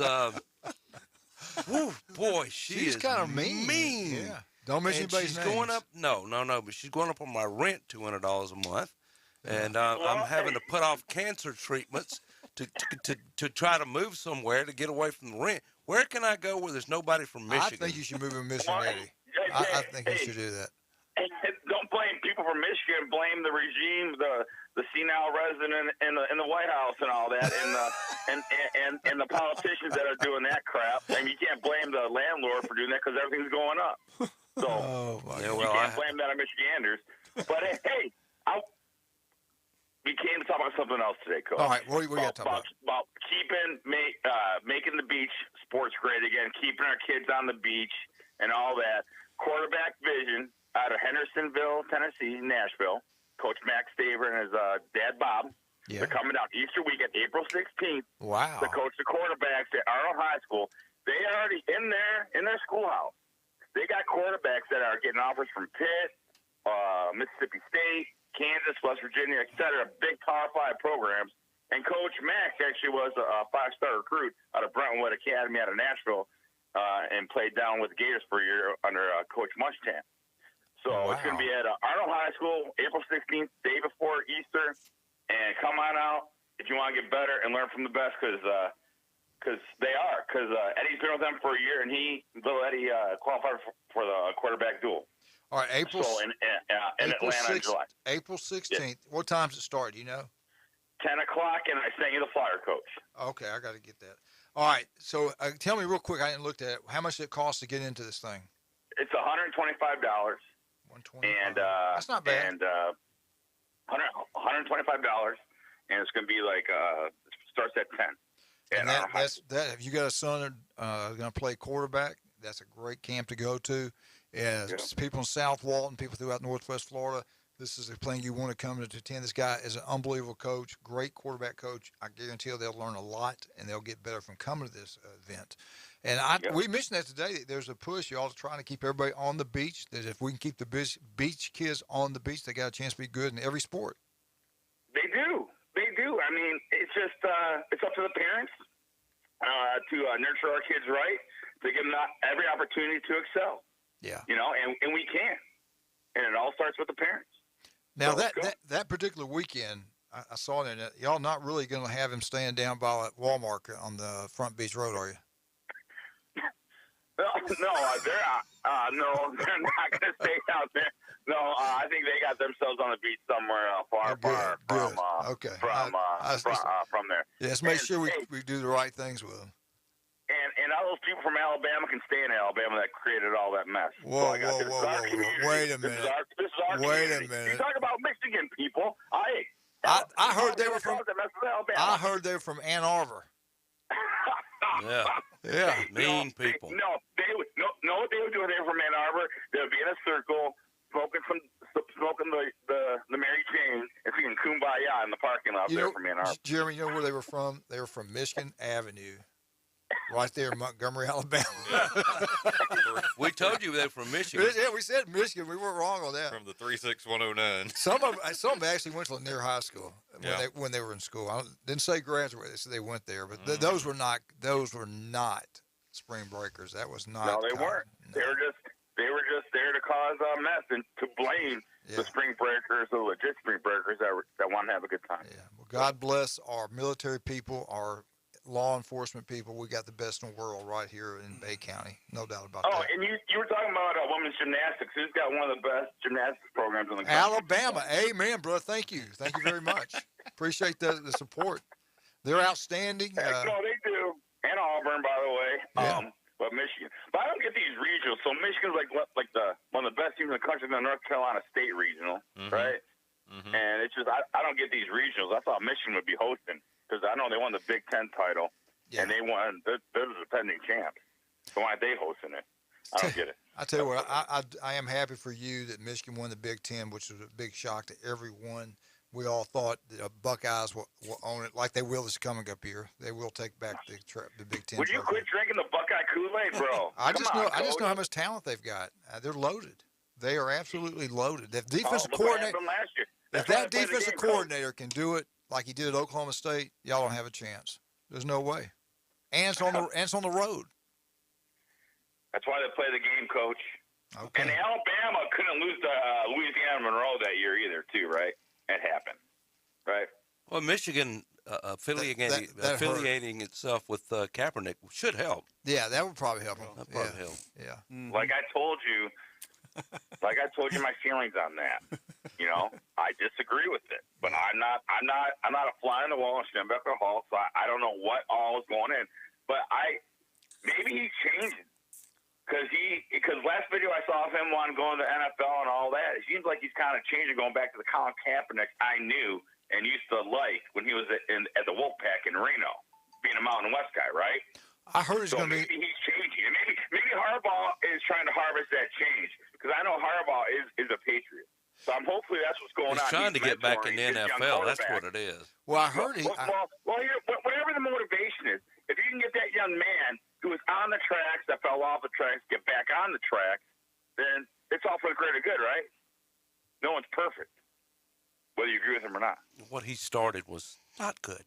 I agree with that. Pigs on the cops is pigs on socks, and I get that. Like I said, my family members, my family up north is like the Italian Reagan family, like the Blue Bloods, except they're Italian versus Irish, you know? I got generations of police officers up in the Detroit area. I always thought y'all were from Sweden. I didn't know that. No, my cousin married into an Italian family. Oh, okay. So maybe they made that movie about your family. They made a good movie. Maybe The Godfather. That was pretty good. Hey, listen. I'm just a European mutt. Michigan, we're reading the article more, doing a bit more research. Their position open. They're thinking about making him Kaepernick being head of recruiting for Michigan. That's interesting. Yeah. Are you reading like the Babylon Bee or some satire website or something like that? The book by Santamont is what I'm reading right now. He'd make a good recruiter. He would, yeah. He'd be really good. They'd get the people up there fit right in with Michigan. Anyway. Well, Michigan's like I said, they've always been liberal. But they need to kind of go Hey, well, away, Bay Point Golf and Ryan Moe want to thank you for the Auburn update. They appreciate it. You did a great job on the Tigers. Hey, can I invite you guys somewhere this weekend? Do what? Can I invite you guys somewhere this weekend? Yeah, go ahead. The Emerald Coast Smiles are playing another travel baseball tournament at Frank Brown this weekend if you guys would like to come Saturday and Sunday. Hopefully we'll try to make it 2 in a row, 2 championships in a row. 11U baseball. If you want to come out, keep it Frank rolling. Brown. I tell you what, I will say this: that's one of the. I wish all fans were like Michigan Eddie. He loves his team. He supports him. He's loyal. And he's a good man. Great American. All right, Michigan. We'll talk to you later, buddy. I love you guys. You guys take care. God bless you. Bring up 30s back to the Go Blue Aries Road. Bring up 30s back to the I'll see him out. War Eagle, baby. War Eagle. We'll talk about Auburn in just a second. You listen to 104.3 ESPN Northwest Florida. If you love golf, there's only one place to go. That is Bay Point. Jeremy, Tommy, what's so great about Bay Point, especially they're doing it now, but I can't wait till the summer. Because we all know you can't get in restaurants around here. It takes forever to get in, and it's summertime. People from all over the country, all over the world come here. But at Bay Point, we can drive in there. They got indoor dining, outdoor. They're going to have a band. They got TVs everywhere. You not only play golf, but you can stay there at night and have a great meal, socialize, dance with Tommy, Santamont, and Louise. I've seen them. Jerry, have you seen them dancing? Boy, they're incredible. Well, we took dance lessons when I was at FSU. I know, because Julie wanted us to do that with you. Y'all too. No, I can't. My knees, my you'd back. do good at that. Can't do Just it. like you play golf, you'd be good at dancing. Louise, Santamont Dance School. Give them a call, 866-5650. I tell you what, it's incredible. All right, we'll be right back. 104.3 ESPN Northwest Florida.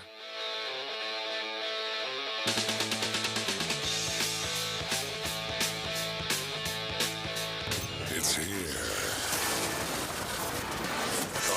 104.3 ESPN Northwest Florida app version 2.0. Now featuring ultra high fidelity. You'll feel like you're in the game. Plus, more opportunities to win weekly prizes from local businesses when you click it to win it. Download the 104.3 ESPN Northwest Florida app today at Google Play or the Apple Store. Here at Panama City Toyota, we love things that last. Of course, it starts with beautiful, reliable Toyota cars and trucks. It continues with every customer relationship, across generations and hundreds of thousands of miles. And now, we're proud to offer something you can count on year after year after year. A free lifetime warranty that covers your drivetrain and powertrain. If you shop with us, we'll be here for you. Because peace of mind should last throughout your entire journey. I'm Matt Glover with Aero Pest Service, and we are your family-owned and operated pest control company in Bay County since 1977. We can help you have a lawn that you can enjoy with your family. We can get rid of all the insects that destroy your parties. We can get rid of the weeds that give you anxiety, and we can fertilize your lawn and make sure that it's completely green and healthy, just the way you like it. Give us a call today at Aero Pest Service, 850-874-1900. Have you been to Jin Jin Super King Buffet? It's not your average Jin Jin. Well, here's what you're missing. Jin Jin Super King Buffet has competitive pricing, a great selection, extensive buffet options perfect for family dining. Menu options also include top quality seafood, hibachi and sushi bar, or select their mouth-watering crab legs by order. Bring the family out to Jin Jin Super King Buffet, located next to Wonderworks at 9802 Front Beach Road on Panama City Beach. I'd like to introduce. Now back to the Coach James Hale Show. Milk was a bad choice. If I could just have your attention. 60% of the time, it works every time. If anyone wants to switch jobs, let me know. Live from the J. Michael Studio. I have many leather-bound books. At 104.3 ESPN Northwest Florida. And welcome back to 104.3 ESPN Northwest Florida. That storm this morning was incredible. It was dangerous. It was scary. And Jeremy, you got some report that's really sad. Talk a little bit about that. What happened? We're getting confirmation from local news media that there's been a couple fatalities up in Washington County related to the storm, along with some injuries. So certainly sending our thoughts and prayers out to those impacted. I know there's been damage, reports that are coming in now, but you hate to see that. You really do. And we just grateful for first responders going in and trying to help out. And I know that there'll be efforts to try to help those who have been impacted. So continue to stay safe. The storms are sort of moving on to our east there, but even toward Gulf, Liberty, Franklin, those areas, we still bit under the gun for a little while longer. Doesn't seem like it's every 6-7 days the same type of system are coming through here. This is time of year. This time with all these fronts coming through. I remember one year we're living down here in this maybe in early 2000. It seemed like during Christmas and Thanksgiving time, it's like every other week we're having a storm coming down. I remember everybody watched Alabama play the Cotton Bowl, and Mike Schuler was the coach, and missed some of the game because of a tornado warning or whatever. That's because of the climate change. Yeah, that's just, I thought it was because of Trump. Anyway, well, get into that a little bit. You were talking earlier about that. Oh yeah, there was the News Herald occasionally will have some stuff on sports that you can read, but this was a great article about Joe Williams. He was a basketball coach at Jacksonville University when I was at FSU. He's also actually came to FSU and was a basketball coach there, but he had a player, Artis Gilmore, born in Chipley, Florida. Artis Gilmore, yeah. 7 foot 2 inches tall. He eventually he played in the NBA, was a great NBA player, and ended up being a highway patrolman around the Jacksonville, Duval County area. And he's retired now, but Joe Williams passed away. He was 88 years old, passed away just not too long ago. And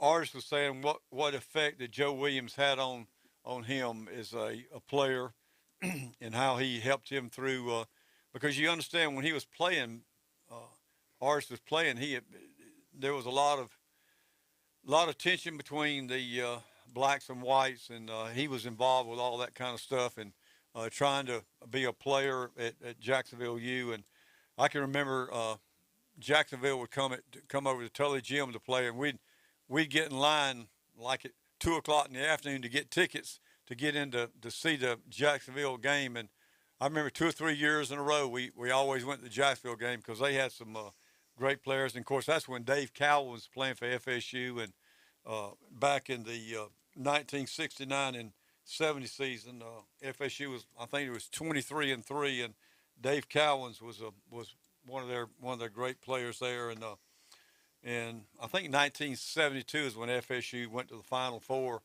and got beat by UCLA by about 11 points, I think it was. And who was the head coach at that time? Hugh Durham.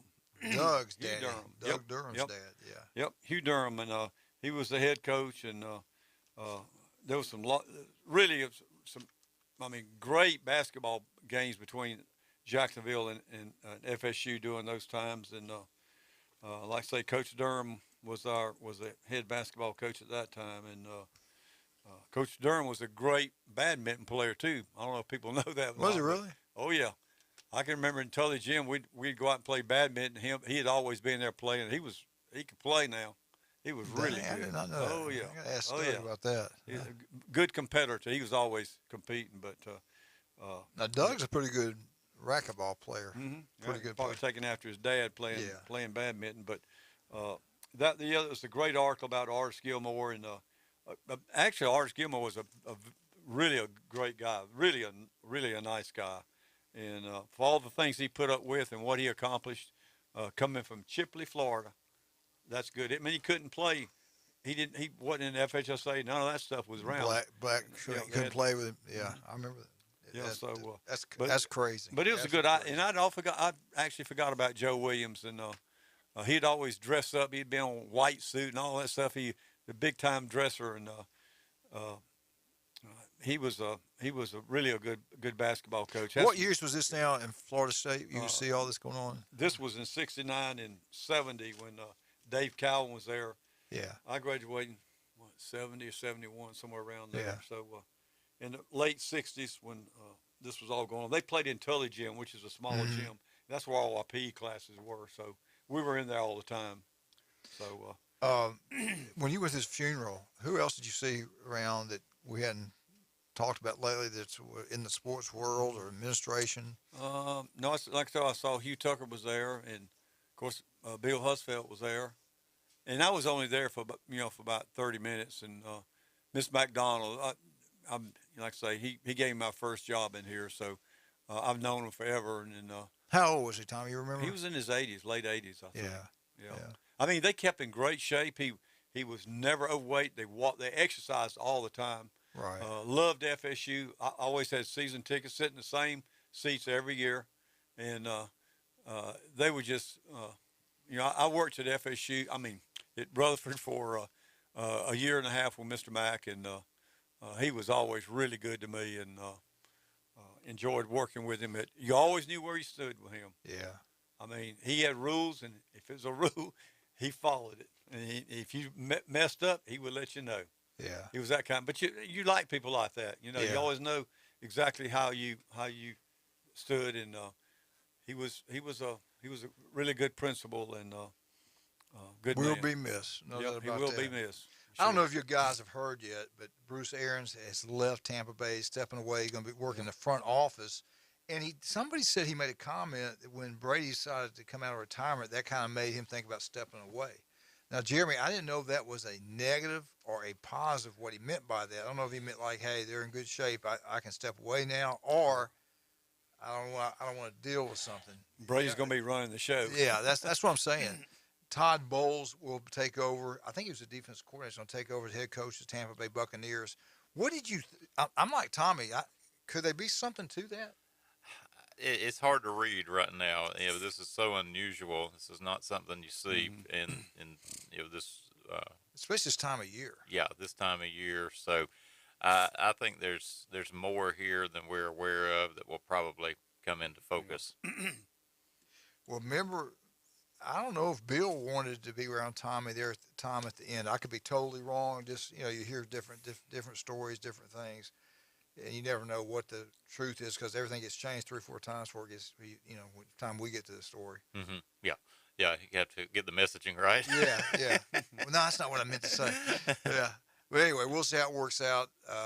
Tampa Bay should be good next year. It's just kind of, he coached forever. I remember reading something about him. He talked about when he was at Mississippi State, and he put in the shotgun. They put the shotgun when they played Alabama and passed for all these yards. And Coach Bryant hired him the next year.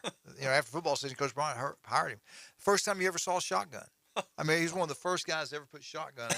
And Alabama couldn't stop the passing attack. Alabama killed them, but they couldn't stop their offense. And Bear brought him on board and hired him. And he loved Coach Bryant. Everywhere he went and worked at, Alex was out Arizona, Alex Shore. But anyway, wherever Coach Aarons was at, he would have a huge picture of Bear Bryant in his office. And people would ask questions like, oh, yeah, that's my friend. He loved Coach Bryant. His wife goes, yeah, he was all excited about going to Alabama and didn't even ask him what the pay was going to be. He didn't care. He was going to work for Coach Bryant. So we get over there and find out what we're paying. And he said, I don't know, Coach Bryant knew what it cost to feed a family. So evidently he didn't pay him much when the assistant coach at Alabama. Right. But they all knew they were going to get a head coaching job. They're coming through, exactly. Yeah. Bear was a very smart, You'll wise resume. man. Anyways, I just got a text here. Jeremy, talk, please. Well, you talk about that assistant coach route to the pros there with Bryant. I mean, it was a different era. The whole notion of a career assistant thing, probably pretty new,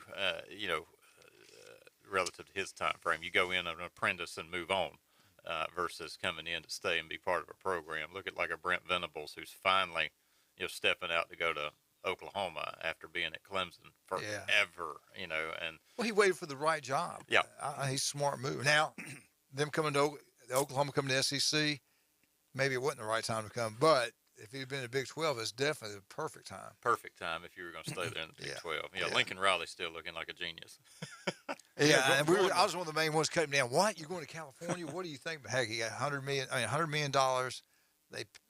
They gave him, I think, $7 or $9 million towards his house. And Still with a 14 playoff, if he's the Pac-12 champion, they're in. They're in, and they're going to be. He'll need $100 million to live in California, but the taxes and everything else like that. But speaking of assistant coaches at Alabama, going to Alabama as assistant coach will make you a great coach because look who you're working with. Some of the best players in college football. Yeah, I mean, great skill players. All you got to do is just kind of make sure they're doing the right thing and doing what Coach Saban wants to do. Isn't it crazy how history repeats itself almost in everything?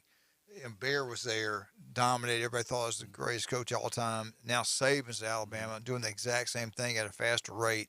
Bobby Bowden at Florida State. Who's going to be the next Bobby Bowden? Who knows? Could it be Deion Sanders? I don't know. I think Norville's going to get it going. He's going to be there? I really do. Okay. I'll be shocked if he doesn't. Yeah, well, he needs to win. He needs to win this year. But he's got a tough schedule this year, so I don't know. Did y'all get that text I said, think about Mike Gundy was at Oklahoma State. He made a comment, kind of shook everybody. He said that he really thinks there's going to be a Super League, 30 players, 30 teams only. And he says it's going to happen. He believes it's going to happen because the networks are going to dictate that this happening. As you'll see them break off from college. I kind of think he might have something going there. They'll still be playing football at these other levels and stuff.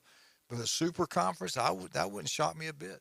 Well, it almost sounds like a move toward minor league football at that point. That's exactly what Well, Jeremy, if Amazon comes to you and all these other networks comes to you and they want to do this and you're going to make unbelievable amount of money, who's going to say no? No. The 30 It'd have to be a lot of money if you split between 32 well, teams. I think, how many teams are there? 32 in the NFL? I think they're going to copy the NFL. Why would you not? So if you have the top 32 teams in the country, who would they be? And hopefully we'll get into a little bit. I'm going to ask my guest tomorrow to come up with that. Who would you put as your top 32? I started going through it. I had a hard time getting I started going through it too, but I put FSU in there, but I put some teams they possibly could beat. Yeah, that's what I'm saying. Well, I got to the point it was hard to figure it out. But part of this is your metrics, your markets, your money. Sure. Right. Money. All about the money. And what, is it going to mean you're going to have like 5 national champions now? Hold your thoughts right there because we got to take a break and we'll come back with that. I want to thank J. Michael's Restaurant, everything you've done for us. Wonderful man, great company, great business. Go by. Matter of fact, we're going to have lunch every day at 12, me and my son. Best seafood, coldest beer, Stevenson Air Conditioning. Nobody's better than Jason. They do a great job. Chad, Beth, TJ, love them. Buffalo Rock, unbelievable. Chuck Tucker, South Oak Title Closing. Nobody's better than Chuck Tucker. We'll be right back. 104.3 ESPN Northwest Florida.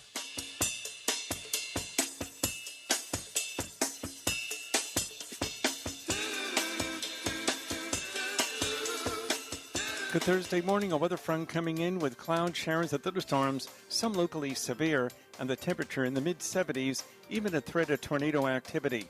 A southwest wind will gust to 40 miles per hour today. Showers and thunderstorms will taper down overnight, mostly cloudy around 58. Sunny skies Friday. This weather forecast has been brought to you by Offord Tire and Service Center in Callaway. For 104.3 ESPN Northwest Florida, I'm meteorologist Tim Root. 104.3 ESPN Northwest Florida. The Dan Patrick Show. And I don't know if Tiger can play Augusta and not play to win Augusta. Like, I don't know if he's wired that way.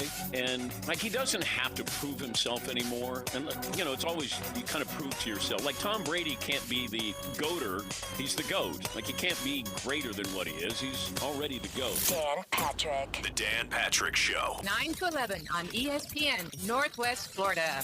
Do you have a home that you don't want anymore? We can buy it from you within 24 hours. Any home, size, or condition. For over 20 years, we've been buying homes for cash and helping homeowners sell their homes immediately with no listings or strangers walking through your home. Are you moving? Did you lose your job? Going through a divorce? Whatever the reason, if you're in a bind and you know that you need to sell your house fast, call the expert team at I Need to Sell My House Fast. We'll make you a serious cash offer to buy your home in 24 hours and let you walk away from it. No listing, no waiting. Sell any home, any size, any condition, now. Call the expert team at I Need to Sell My House Fast. Make this free call now. 800-431-9667. 800-431-9667. 800-431-9667. That's 800-431-9667. And here we go. The #1 SEC call-in show is now twice as big. The Paul Feinbaum Show. Weekday evenings 6 to 10. Now back to the Coach James Hale Show on 104.3 ESPN Northwest Florida.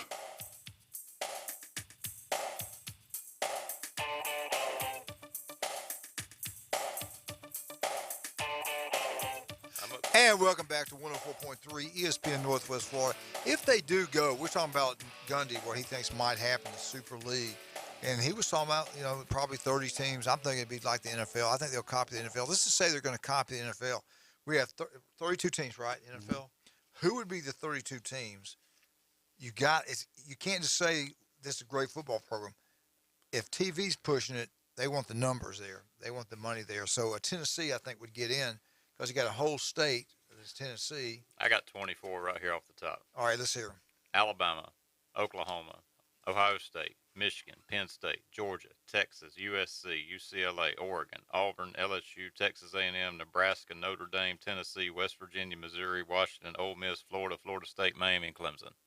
I left out West Virginia completely. I had those too. Did you get 30?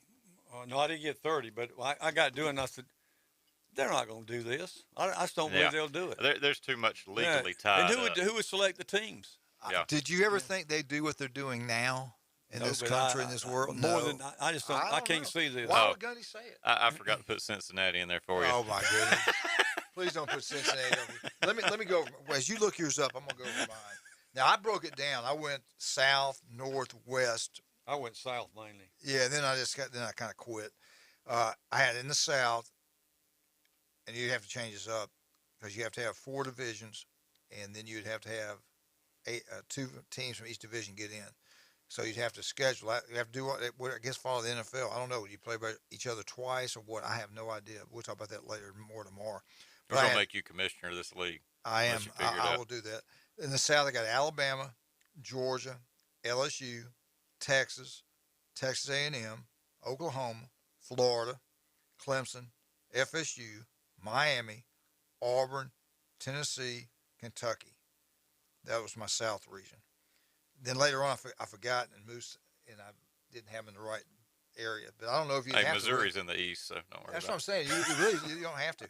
Now, in the north, I had Ohio State, Michigan, Penn State, Wisconsin, Michigan State, Notre Dame, Nebraska, Oklahoma State, Virginia Tech, North Carolina, Kansas State, and Missouri. You put Penn State up there? Yeah, that was my third team.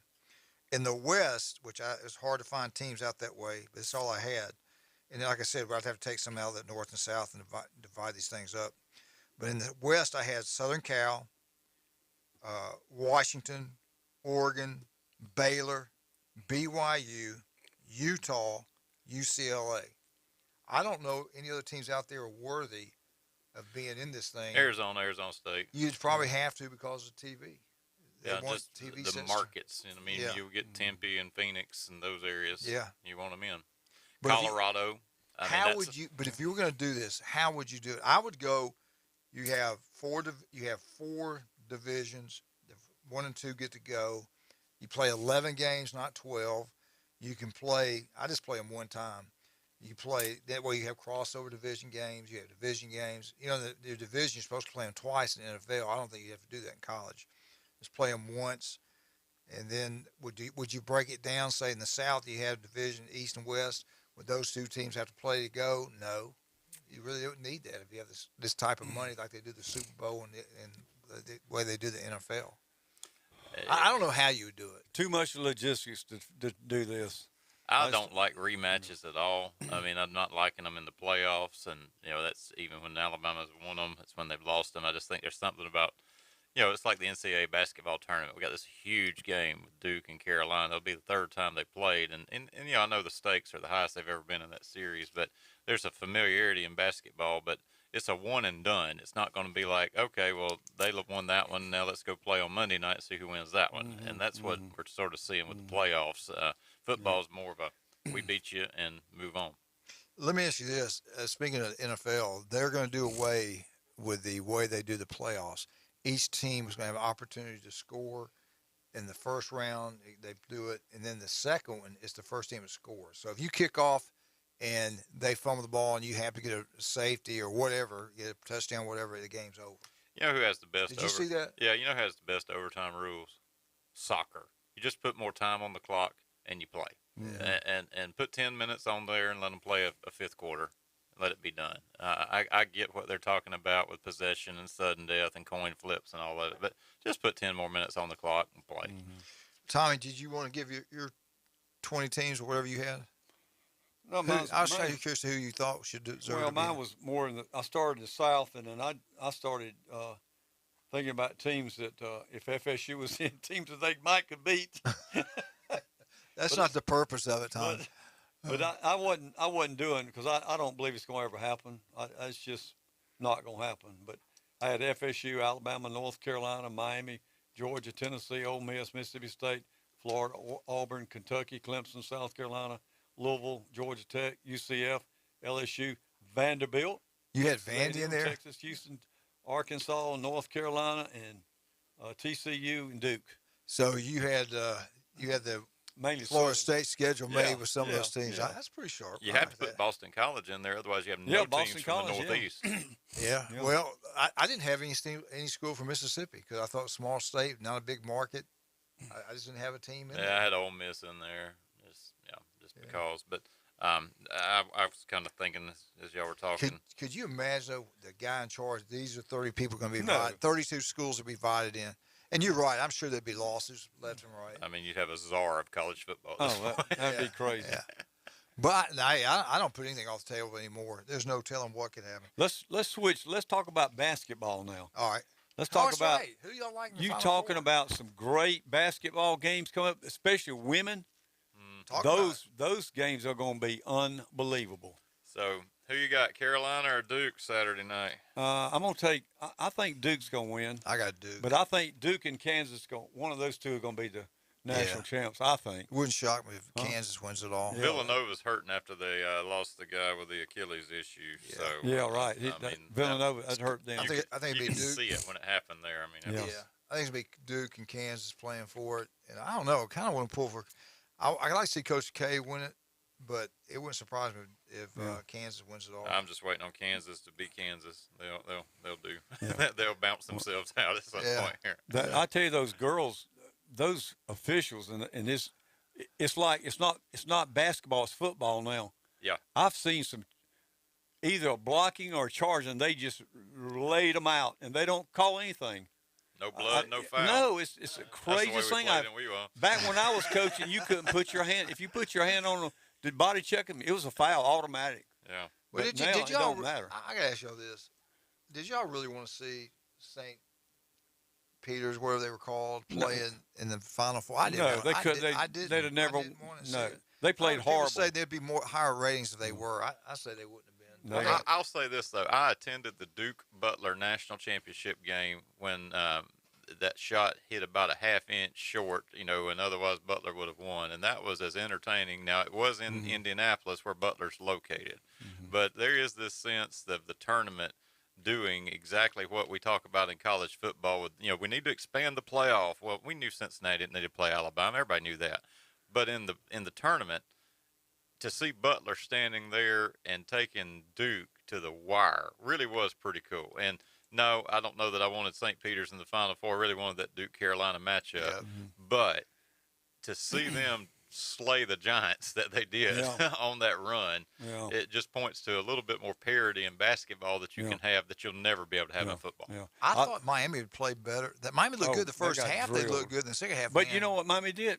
They'd come down and shoot a 40-foot shot. They wouldn't even pass it and shoot it and run back down the court. They couldn't rebound. And the Louisville, I like the little girl from Louisville. That little Kaylee Van Lith or something. Yeah. She's a number 10. She's a great player. She hustles, man. You know that Mount Cody is in the Lee County Hall of Fame. Did not know Played that. at Riverdale High School. Wow. And he is famous for blocking. How many blocked two field goals that game, right? I know 2 against Tennessee. Yeah. Saved Alabama's national championship team. How much time Yes, we got? he did. 1 minute. All right, Jeremy, what's going on down to church? I know you got a big one coming up pretty soon. First United Methodist Church, Panama City. We're a couple weeks out from Holy Week and Easter, and we'll have a full slate of services. Check us out on Facebook or on our website, fumc-pc.org. All right, Tommy, everything going good? Everything's going good. I'm still here, so that's a plus. You looking good. We'll go get some French fries and cheeseburgers here in a minute, a couple donuts. I don't eat that stuff anymore. No fried food. I wonder why. No soft drinks. Did you eat your biscuits? Yeah, I ate it. Oh, okay. That's the first fried thing I've eaten in over a month. All right, we got Big Dave and Boston T this afternoon. The Underdogs, 104.3 ESPN North West Florida. 104.3 ESPN Northwest Florida. The Paul Feinbaum Show. The top sports radio show in the country. I didn't say